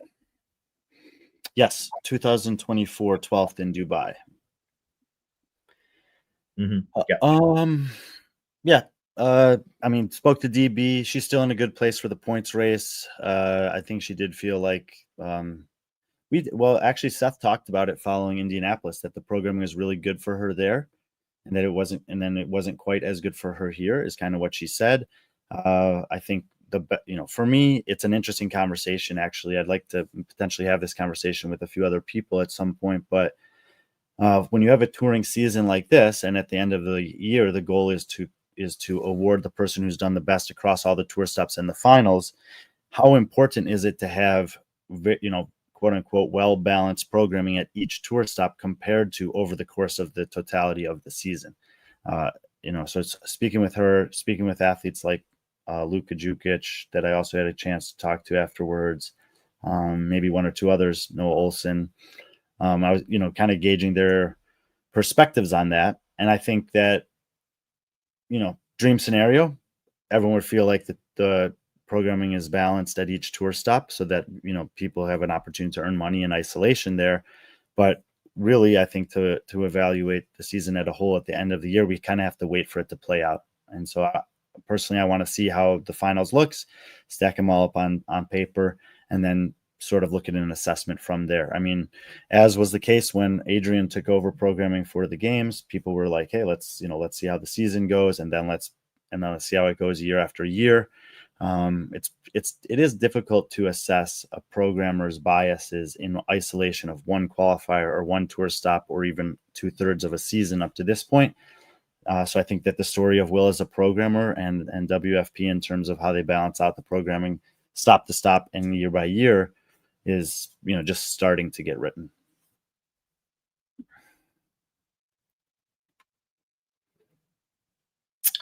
Moving on, I mean, Andreas Solberg, part of that contingent of Krieger athletes from Norway. I mean, what a huge, I think there were 6, maybe more, that were there. And I mean, 4 of them, if you count, 4 of them competed in the challenger division with, nothing.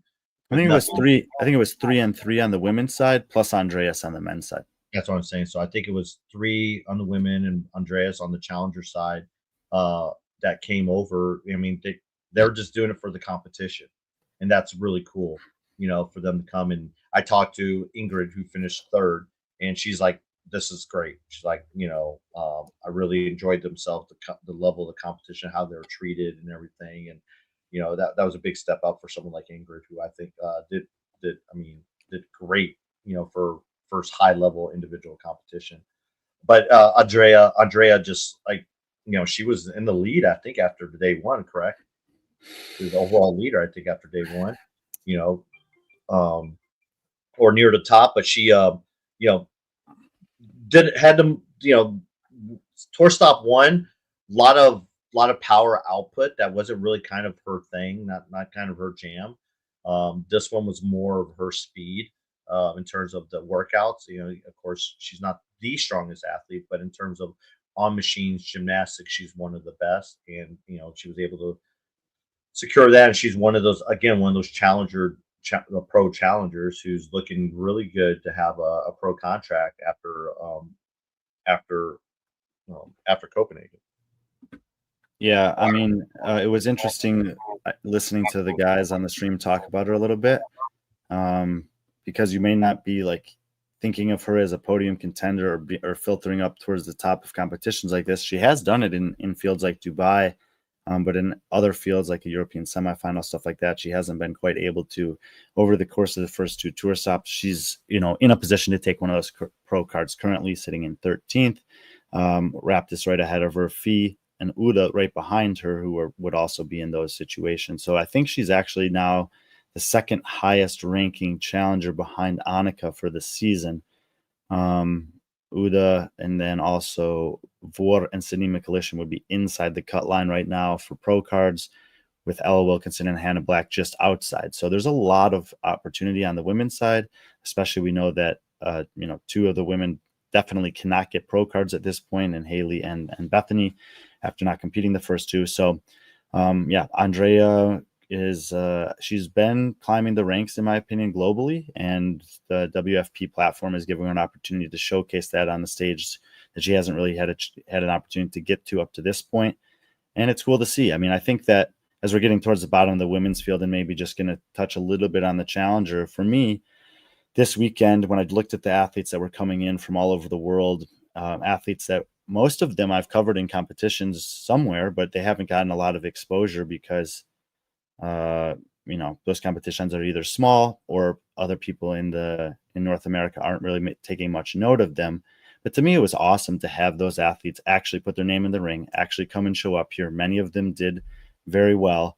And, they are getting a chance to compete against athletes that they didn't get the chance to in the CrossFit Games seasons previously, because of how the competitions are zoned regionally and how limited some of those spots were for advancing through. So Andrea, I think, in a position that, if you've been watching her, is not that surprising. I don't think she's a top 10 athlete in the world yet, but I do think that she's been pushing into that top 20, top 30 conversation, and that it's been coming for a couple of years. The next 2 ladies, Kyra and Hannah. I want to start off with Hannah. I that girl probably can't wait till December ends, Copenhagen ends, because she's been one busy athlete this year.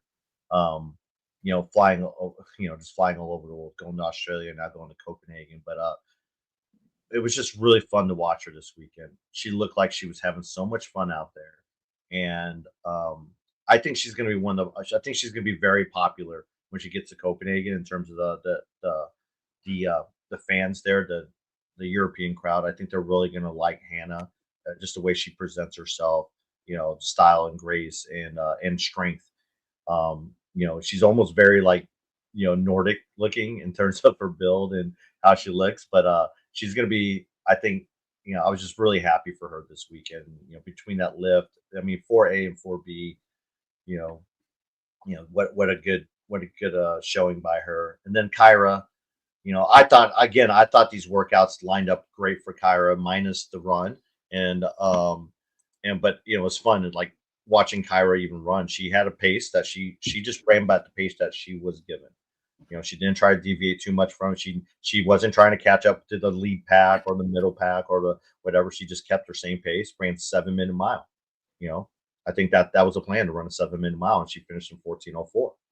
So, you know, again, that was a very fast field of runners, and she finished 29th in that. But if you look at everything else, 11th, 21st, a first, a 10th, a 14th, a 5th. I mean, I really liked the workouts for her.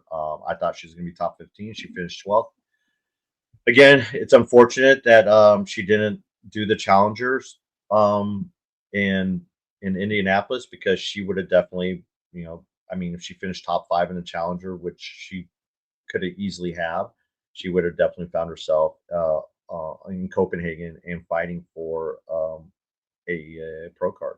So, but that's all right. The season, you know, the season played out like it did, and she's I think next year we'll have a better idea of what both the game season and WFP season and the other events. It's going to be hard, but at the same time, athletes are going to have to figure out how to map out their season if they want to do all the things that they want to do. And that kind of brings me back to Hannah Black, who did all the things that she wanted to do. I think she did just about every competition possible, and you know, that girl deserves a break. Yep, Hannah's been trending up throughout the year, despite a ton of traveling competition. It's pretty impressive. I mean, I thought that she was an athlete who kind of had the risk of burnout this year, and so far she seems to only be getting better at competition by competition. Yeah, and I mean, I think this is okay from Andrew here. Competitions are not inherently interesting to you. They are definitely interesting to a lot of us, and a lot of people who follow this channel love them. They're definitely interesting to the athletes that participate in them, the communities, the coaches, etc., that are involved in those things, and certainly to the people who organize and put them on. And I would say that you know, your perspective is certainly fine for you, but I think that you could maybe open up your mind to the fact that this is something that some people really, really love and follow on an almost weekly basis. I mean, CrossFit Games had 2 million people watch, you know, their daily streams, you know, so it's interesting as someone, I guess. I mean, 2 million people can't be that wrong. And some of those events, and I'll agree with Andrew on this, some of those events at the games were very interesting to watch, but yet still 2 million people are tuning in and watching. So there has to be some level of interest. If we're looking down the leaderboard here a little bit, I do want to mention Jen Muir finishing 17th there. I mean, it's an interesting story because obviously she crushed the challenger in Indianapolis. She moved up here, and as things stand currently, she's one spot out of a qualifying position to Copenhagen. However, we've seen that people back out of these competitions, and as Will has advertised from the start of the year, you know, they immediately are looking to backfill those. So if for any reason Emma McQuaid or Haley Adams were not to show up in Copenhagen, Jen Muir would be the next person to get that invite. And it feels to me like she's another athlete that's been really trending up this year, having a breakthrough through the WFP and also the games qualifying process to get onto those stages where she's been holding her own and doing quite well. So, you know, if she gets into the field in Copenhagen, which I think that there's a good chance that at least one of those women won't show up there, then she gets a chance to build off of this competition, or build off really the season so far, where she maximized her points, finished in the, you know, the middle third of the field here. And we'll see what she can do in the finals if she gets that opportunity. But even if she doesn't, I thought this was just a good showing from her, and I wanted to make sure to mention it. Yeah, definitely. Like I said, it was a busy season for her as well. You know, getting that games spot, and then now this. But I think she learned a lot between the games and this event. She learned a lot about the level of competition she's going against. Didn't have the best games performance outside of the running event and the back squat event, which she was very impressive in both of those events.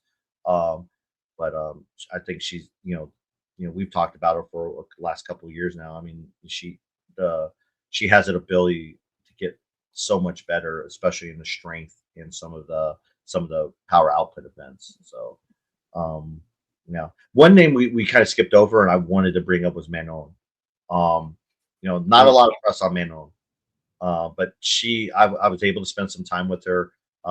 We did a activation. It was me, Justin Medeiros, Bickle and Pepper Dallin, and we did a Q&A session with her and the people at North Scottsdale, CrossFit North Scottsdale, and she really like some of her answers. She's a dark woman, you know, but she has a really good sense of humor. Um, but the thing she said about like, she's been here for quite a long, I think like 3 or 4 weeks training for this, and she's looking forward to getting home to her dogs, her boyfriend, and her gym. And she did mention like she hopes that when we do activations in Europe, that she can lead a class because she wants to do that, and because she is a coach, she is a CrossFit coach, and she's looking forward to that. Looking forward to that, and I thought it was really cool, and especially that last event. We got some really cool stuff coming out that will involve Manon for from in terms of content, involving Manon and her coach Justin Kotler. So I can't wait to see how that ends up. But that last event was really cool to watch with her and her just talking about it. So so shout out to Manon Angonese, someone you should definitely keep an eye on. Yeah, I mean, finished 15th here, sitting 16th for the weekend, or for the season, excuse me. Finished out the weekend with that event win. Difficult to win events against fields like this. So pretty nice performance for her there. And I think she talks about it in the interview that she's been over here for a while. She's missing her family. She's missing her dogs, I think she said, whatever. And the tables will turn a little bit for the Europeans once we get to the finals. The travel's very easy for them. It's close to home. More supporters will come there. I mean, if you were on site and you listen to the athletes as they're coming out of the building, most of the North Americans are getting bigger ovations than the international athletes. And it'll be interesting to see if that's the case or not in Denmark. Obviously, I think that the Europeans will have more support, but there's also the reality that some people will be coming there to see the North Americans that they haven't got to see before. So I think it'll be more balanced across the board, and hopefully just excited that they're all there. But I think Manon can actually even go up from where she currently sits in that space of 16th on the standings for the season. She's competed well at Rogue. She's strong. She's fit, and she's focused. She's not doing too many competitions this year, and I think that that's a good thing for her. So, yeah. I like that you brought her up. Yeah, and just as future reference, if you ever see Manon in a competition and that or an event that has rings, muscle ups in it, any volume, any high volume, anything over like 6, you should probably pick her to win. She is probably one of the best when it comes to ring muscle ups and regular muscle ups, and that definitely showed off in event 6. So kind of a little. If that's something that you see, or you have a side bet going on, or if that's something on the I don't know what Heat One app, definitely that's someone you need. That's your dark horse pick right there. But finishing out this list, like you said, you mentioned Uda and Fee and Lydia Fish. Linda Kiesman, I believe, got the last spot, correct? As of now, Lydia Fish, actually. Lydia did. That's right. Lydia did. I know Linda was on that cut line. She was very concerned, but she did what she had to do. Lydia, it was so tight. The race for Copenhagen was made more dramatic on the women's side than the men's side, and when it broke down to it, Wilkinson had 626, Black had 616, Neely had 605, Kieshman had 605, Fish had 595, and Muir had 594. So she missed by one spot. And she's like also within, or 1 point, and she's also within a couple of those others. But like I said, there may be a spot or two that opens up still. So, always wait and see on that. But it was, yeah, I would say not you look at their finish for the weekend and it's not like 25th, 26th for Lydia Fish and Linda Kieshman, not great, but they keep their season alive. And there's a lot of opportunity in the finals. I guess we can end this by just kind of recap talking about the withdrawals. Raptis, Simmons, and Sturt. I mean, 2 of them are obviously going to be in Copenhagen. They pulled out for undisclosed reasons. I mean, like I said, I believe it's injuries or just dealing with some injuries. But they're fine. Jamie Simmons is someone like I was really excited to see compete in this. I was able to talk to her after which she withdrew. She was happy that she got to come here and compete, but I basically kind of re-aggravated an injury she had, and she has a UAE circuit coming up, which at the end of the year. Oh, she said it. I think she said she's going to try for Rogue. Yeah, that too. Yeah, she mentioned Rogue, and then also that UAE circuit where she makes a lot of money and does fairly well in. So yeah, we'll just see what happens. But she said she did enjoy being out there and competing, and it's just a shame because I really would love to see her finish out that competition healthy with some of those events, especially that final event. I would have really loved to see how she did because she is another one of those athletes who does really well with gymnastics and on the rings and on the bar when it comes to muscle ups. Yeah. I mean, I saw some, of course, you see some of the narratives about the injury and the overtraining and the bad programming and everything else, but like Jamie's not been competing too much this year. Victor Hoffer has not been competing too much this year. These are just a byproduct of competition. Like people compete, they compete really hard. It's there's been years where there's been 10 athletes between the men's and women's field to withdraw from the games, and no one says, oh, well, it was bad programming or it was overtraining. It's like, no, it's sports. It happens. We understand that it can happen. The athletes understand that it can happen. We never want to see it, but it is a bummer to have some of them pull out of the competition. I have had a chance to talk to a few of them. You guys have heard from a few of them. They don't want to be pulling out, but sometimes it's the best decision in the long run. Best decision in the long run. For athletes like, Raptis and Sturt, they're still in the mix for the season because of the pro card status. And like you said, Jamie Simmons is going to have some other opportunities. I know there were a lot of people looking forward to seeing her compete there besides us. So that was sad when I saw her not be able to finish up the weekend, but I think she made the right decision for her. So that's all that an athlete can really do. Definitely. Yeah, so we'll do another one. Obviously, we'll do another show probably in the next couple of weeks regarding the actual people that are the athletes that will be competing in Copenhagen.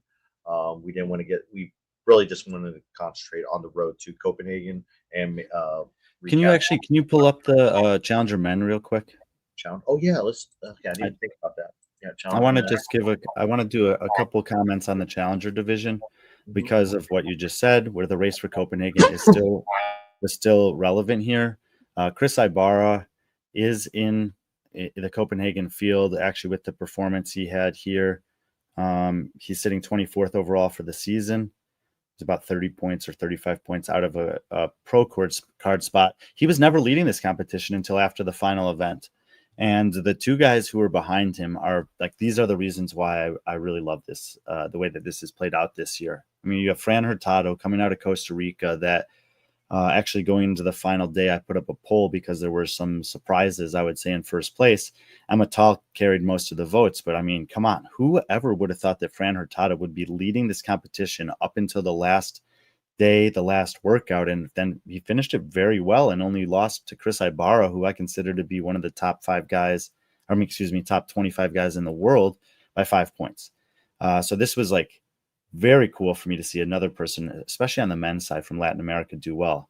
Tommaso Pieri is a guy that 2 years ago at Fall Series Throwdown, I had this sentiment about that he has my attention. I'd like to see more of him. He was in the long line of athletes in Europe who are not really able to make it into a semifinal field in Europe because it was so limited and hard to get in there, and the qualifying process favored different style athletes more often than not in the quarterfinals or open stages of the season.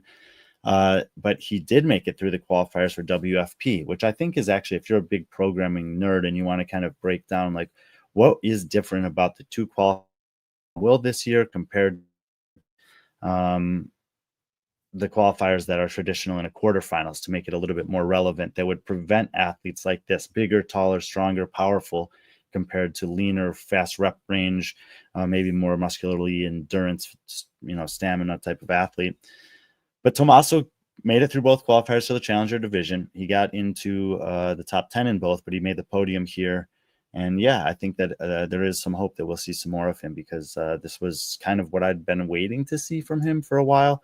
I think when you do the comparison from Challenger to Pros, at least on the 3 events that were identical, you'll still see that there's a big drop off most of the time and in performance there, with just the depth of and talent in the pro field. That even a good performance in Challenger usually is outside the top 10 for the pros, and a lot of times even outside the top 20.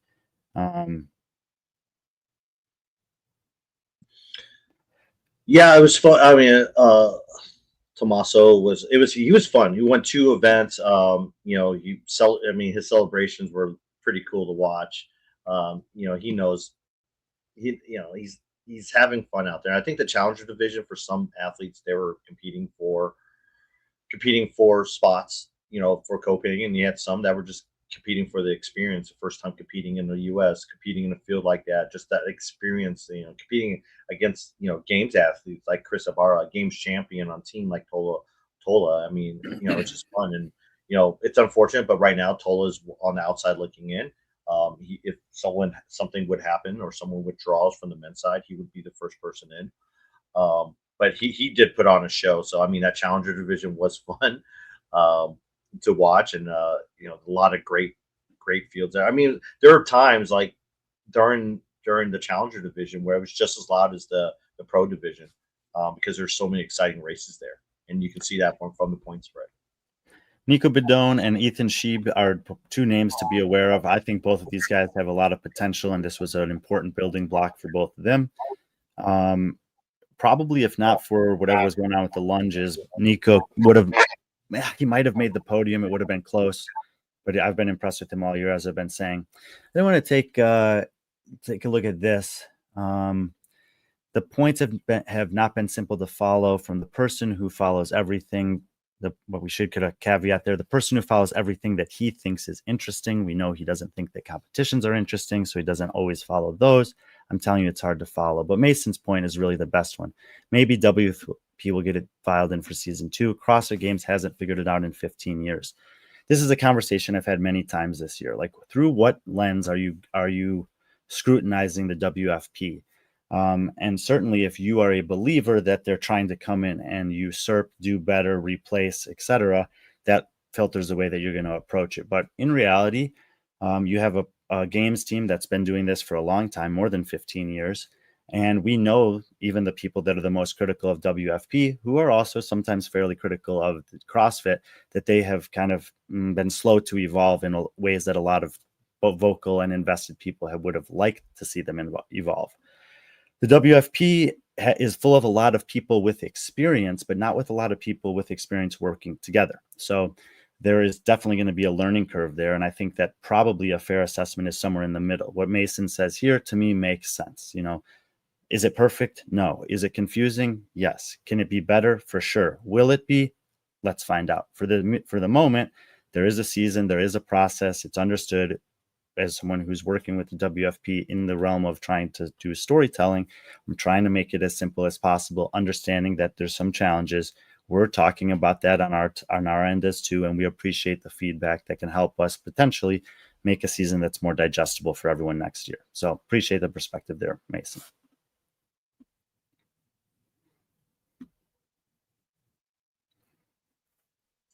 If we're going to talk about challengers real quick, let's talk about the women's field. Paige Powers, how cool was that? Paige Powers, I mean, yeah, this is cool. That was one of the ones that I was looking up to see how her, top performances or performances on the same workouts would have done against the pro field. And they would have been okay. But at the end of the day, this was a perfect division for her. She was able to compete well. It wasn't a runaway. And she ended up just 5 points ahead of Lexi Neely. Lexi Neely, like Chris Ibarra, I would say is in the top 25 in the world. And she also ends up making the pro field here. So I don't know where and when Paige will compete going forward, but she seems to be very motivated to continue to compete and balance it out in her life. So I think that the next times we do see Paige, she'll likely be pushing into the pro fields or pro caliber fields, whether that's in Wadapalooza, semifinals, games, WFP. I would say, based on what I saw this weekend, worst finish on the strength implement in isolation, which is expected, coming back from birth and training in a different style. that Paige Powers still has the fitness if she has the motivation to be present in any of those fields that I just mentioned. She competes next at Crash Crucible. That's when she's Camp Crash. So that's when she competes next. But again, it was just really cool, seeing her Dalton, her mom, their baby. It was just really neat. I mean, earlier I think someone said something like people think Ariel's old because she has a daughter. I mean, does that mean Paige is old because she has a baby as well? But which is I think she's just we got some really cool content coming out with her and some other legends in the sport. I think she really enjoyed being a part of them. So I can't wait to see that when it comes out on our YouTube channel or the WFP YouTube channel. Lexi Neely, again, she did enough here. I asked her after day one, I've never seen her compete that way. She was competing mad, and it was really cool. I was like, Lexi, I've never seen you compete this way. You competing mad I like it. And she's like, I know it's like, I'm digging in here, and it was really neat to watch. Hopefully, maybe she can channel that for Copenhagen, as she'll be one of those athletes competing for a pro card. Ingrid, we talked about Ingrid already.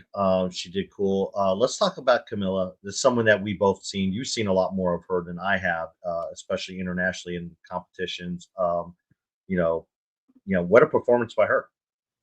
Phenomenal. Yeah. And I mean, the outlier in terms of her performances was one we've referenced previously of beating Karen Freyova at that competition in Cyprus. And we know the circumstances were maybe not the same that they are at all competitions. I didn't see her doing this well in this competition, and she did great.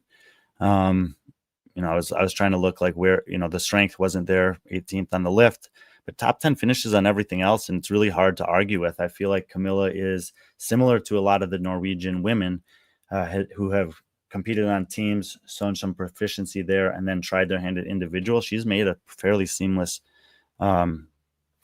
transition over. She also, the interview that she did with Lauren was one of the nicer ones of the weekend in terms of articulating the importance and the meaning of the platform that WFP have provided for the global community this year.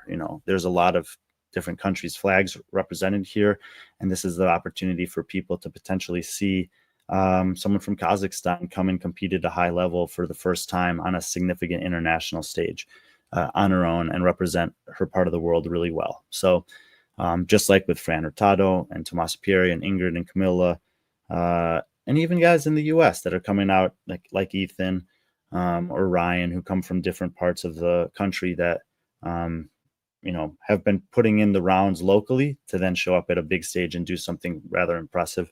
So I was, super impressed with Camilla. Didn't see it coming and really happy for her too. Let's talk about the elite team of 4 and Vic Tank, which had Jesse Smith, Joshua Alchama, rolled on, and Kara Miller. Pretty much ran away with it. As expected, I think they won every event, -1. But they punched their ticket to Copenhagen to compete in the team division, which right now I believe they take the podium from tour stop 1 and 2, and then there will be a qualifier for the other remaining spots. So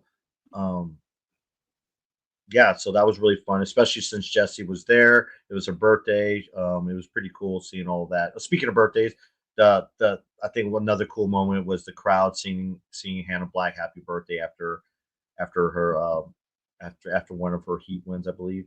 So that was really cool.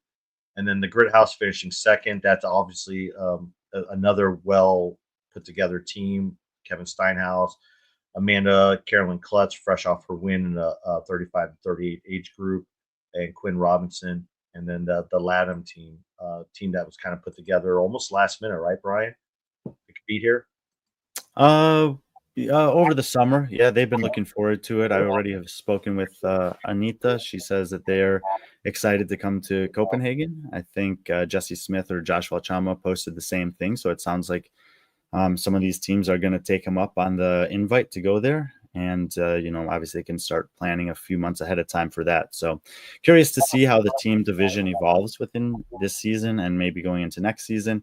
But for this weekend, at least, it was kind of three teams in the top three spots throughout. So not maybe the depth of field, but those three teams do have a lot of experience and are pretty good. So something new for WFP at Tour Stop 2 compared to Tour Stop 1, having them on the main floor, having a little bit higher caliber of team at the top of this division. And yeah, I mean, let's see where it goes from here. Yeah, I mean, I imagine with the remaining teams they'll have in Copenhagen, you're going to see some pretty good European teams in the field. So this team division actually might be really interesting, and there is prize money on the line, a significant amount for that team division in Copenhagen too. So that'll be really cool to watch. And yeah, overall, I mean, yeah, what a fun weekend. It was great seeing a lot of people I hadn't seen in a while, some new faces, some familiar faces, you know, um, some of the athletes. Overall, I think the vibe like was really cool. I mean, a lot of athletes were, they're relaxed, but at the same time, you can see some of them. I know Colton said it was like Colton in his with Savon, he said it was kind of a weird. It wasn't quite the games or the semifinals was kind of a weird place, and I can see where he's coming from in terms of like the field back there. But then there were certain people that you knew they were taking it very seriously, and there's some that were just having fun. A good a measure of that. I know like day two, Dallin Pepper, he was locked in. You know, he Loser. was not happy. He was not happy with day one, and that day two is like he was locked in, and you can't tell me that he wasn't treating that like it was worth something to him. So yeah, but I guess we'll just close it. Overall, I think from my experience internally and also talking to people from the outside, that there were a lot of steps forward from Tour Stop 1 to Tour Stop 2, which is expected. And I think that that's only going to continue to happen. There's people that are, some of their character strengths are not showing empathy and grace in general, and you're never going to be able to win those people over. But for people who enjoy watching the athletes compete at high levels, enjoy having more competitive outlets throughout the season, more storylines to follow. Jason said it in his interview with the girls, like there's just not a ton of spaces for us to go out and perform and show what we do, but that's exactly what we want to do. And if you don't want to listen to us, that's totally fine. Listen to the athletes. If you think that they're showing up there to take second place or not compete or not put their best foot forward, not represent the hard work they're doing in private, he said it. You're not an athlete and you're not a fan. You're not someone who wants to see this thing continue to evolve and grow. And, that's not who I'm worried about when I'm trying to do this. I'm trying to do this to make as meaningful as an opportunity for athletes, whether it's at a small local competition or the biggest stage of the world, to show their stuff so that fans around the world who do find it interesting and who do want to watch can appreciate how impressive these athletes are. And we'll continue to do that. Yeah, I think you brought up a good point about like athletes around the world, and there's a lot of point of contention about how come we don't stream it on YouTube and YouTube and this and that. And it's like, I'm very encouraged seeing the initial numbers coming back from the stream. Very encouraged by it. It was really cool, like hearing some of the numbers and seeing the data like firsthand. So, hopefully we'll be able to release as soon as we gather all that stuff, put that information out there and see why it's not on YouTube. There's certain reasons, and I understand that our platform's on YouTube. It's very easily digestible, but there's many reasons why we don't do it, and it's for the betterment of what happens. I mean, CrossFit doesn't make any money off of having their stuff in YouTube, and it's a shame because everything's monetized.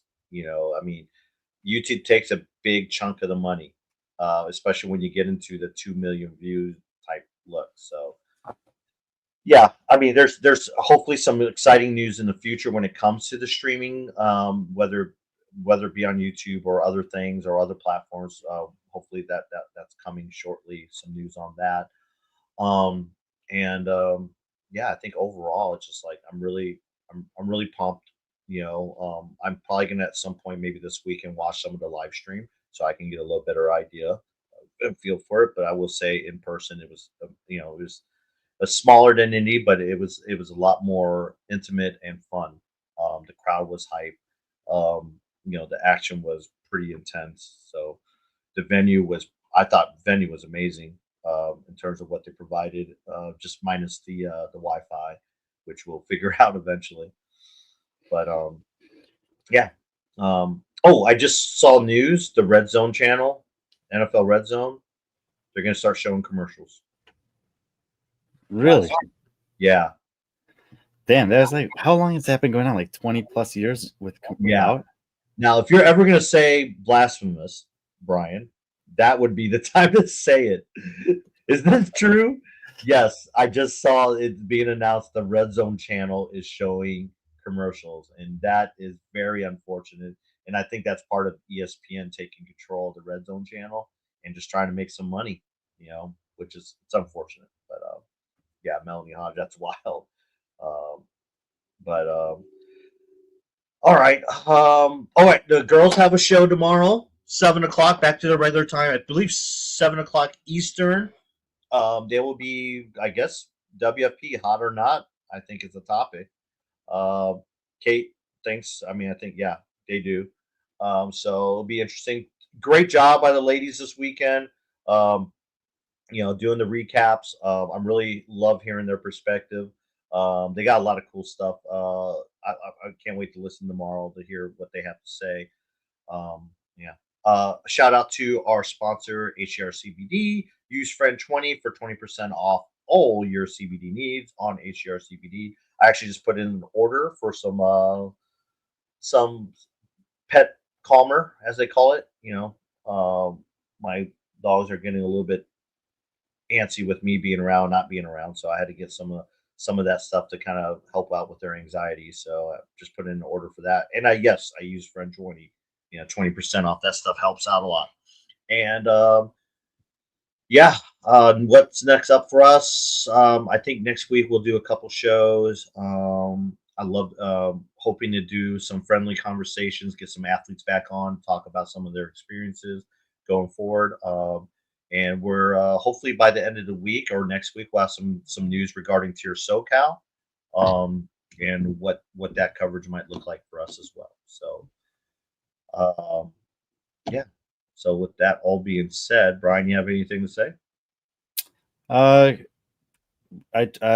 would like to wish everyone over in Belgrade, Serbia, the best this weekend. Competition organizers, judges, workers, volunteers, athletes, anyone who's involved with that. It was awesome to be there last year. Didn't unfortunately fit into my schedule this year, but I'll be thinking about you guys over there. So I hope that it's an amazing time in Serbia.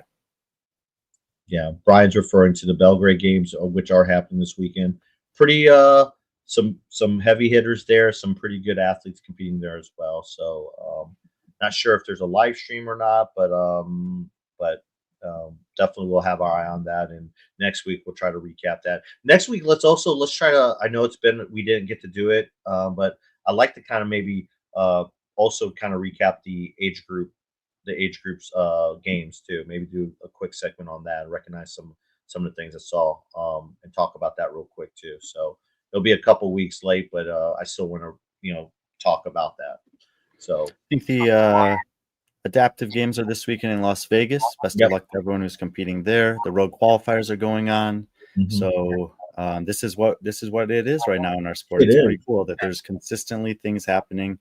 Mm-hmm. WFP's touring stops are done, but we got meaningful competitions in the Balkans, online for Rogue, and in Vegas for the global adaptive community. You can follow Andrew Hiller. He follows everything, so he'll keep you guys up to date on all three of those things. And we'll be back next week with another show, probably talking about some of them too. Yeah. And if you haven't yet, head over to Coffee Pods and Wads and watch the interview with Jason. I think you guys really like that interview with him, especially with things in regards to WFP. Yeah, so I head over there and watch that as well. All right. With that all being said, everyone, be friendly.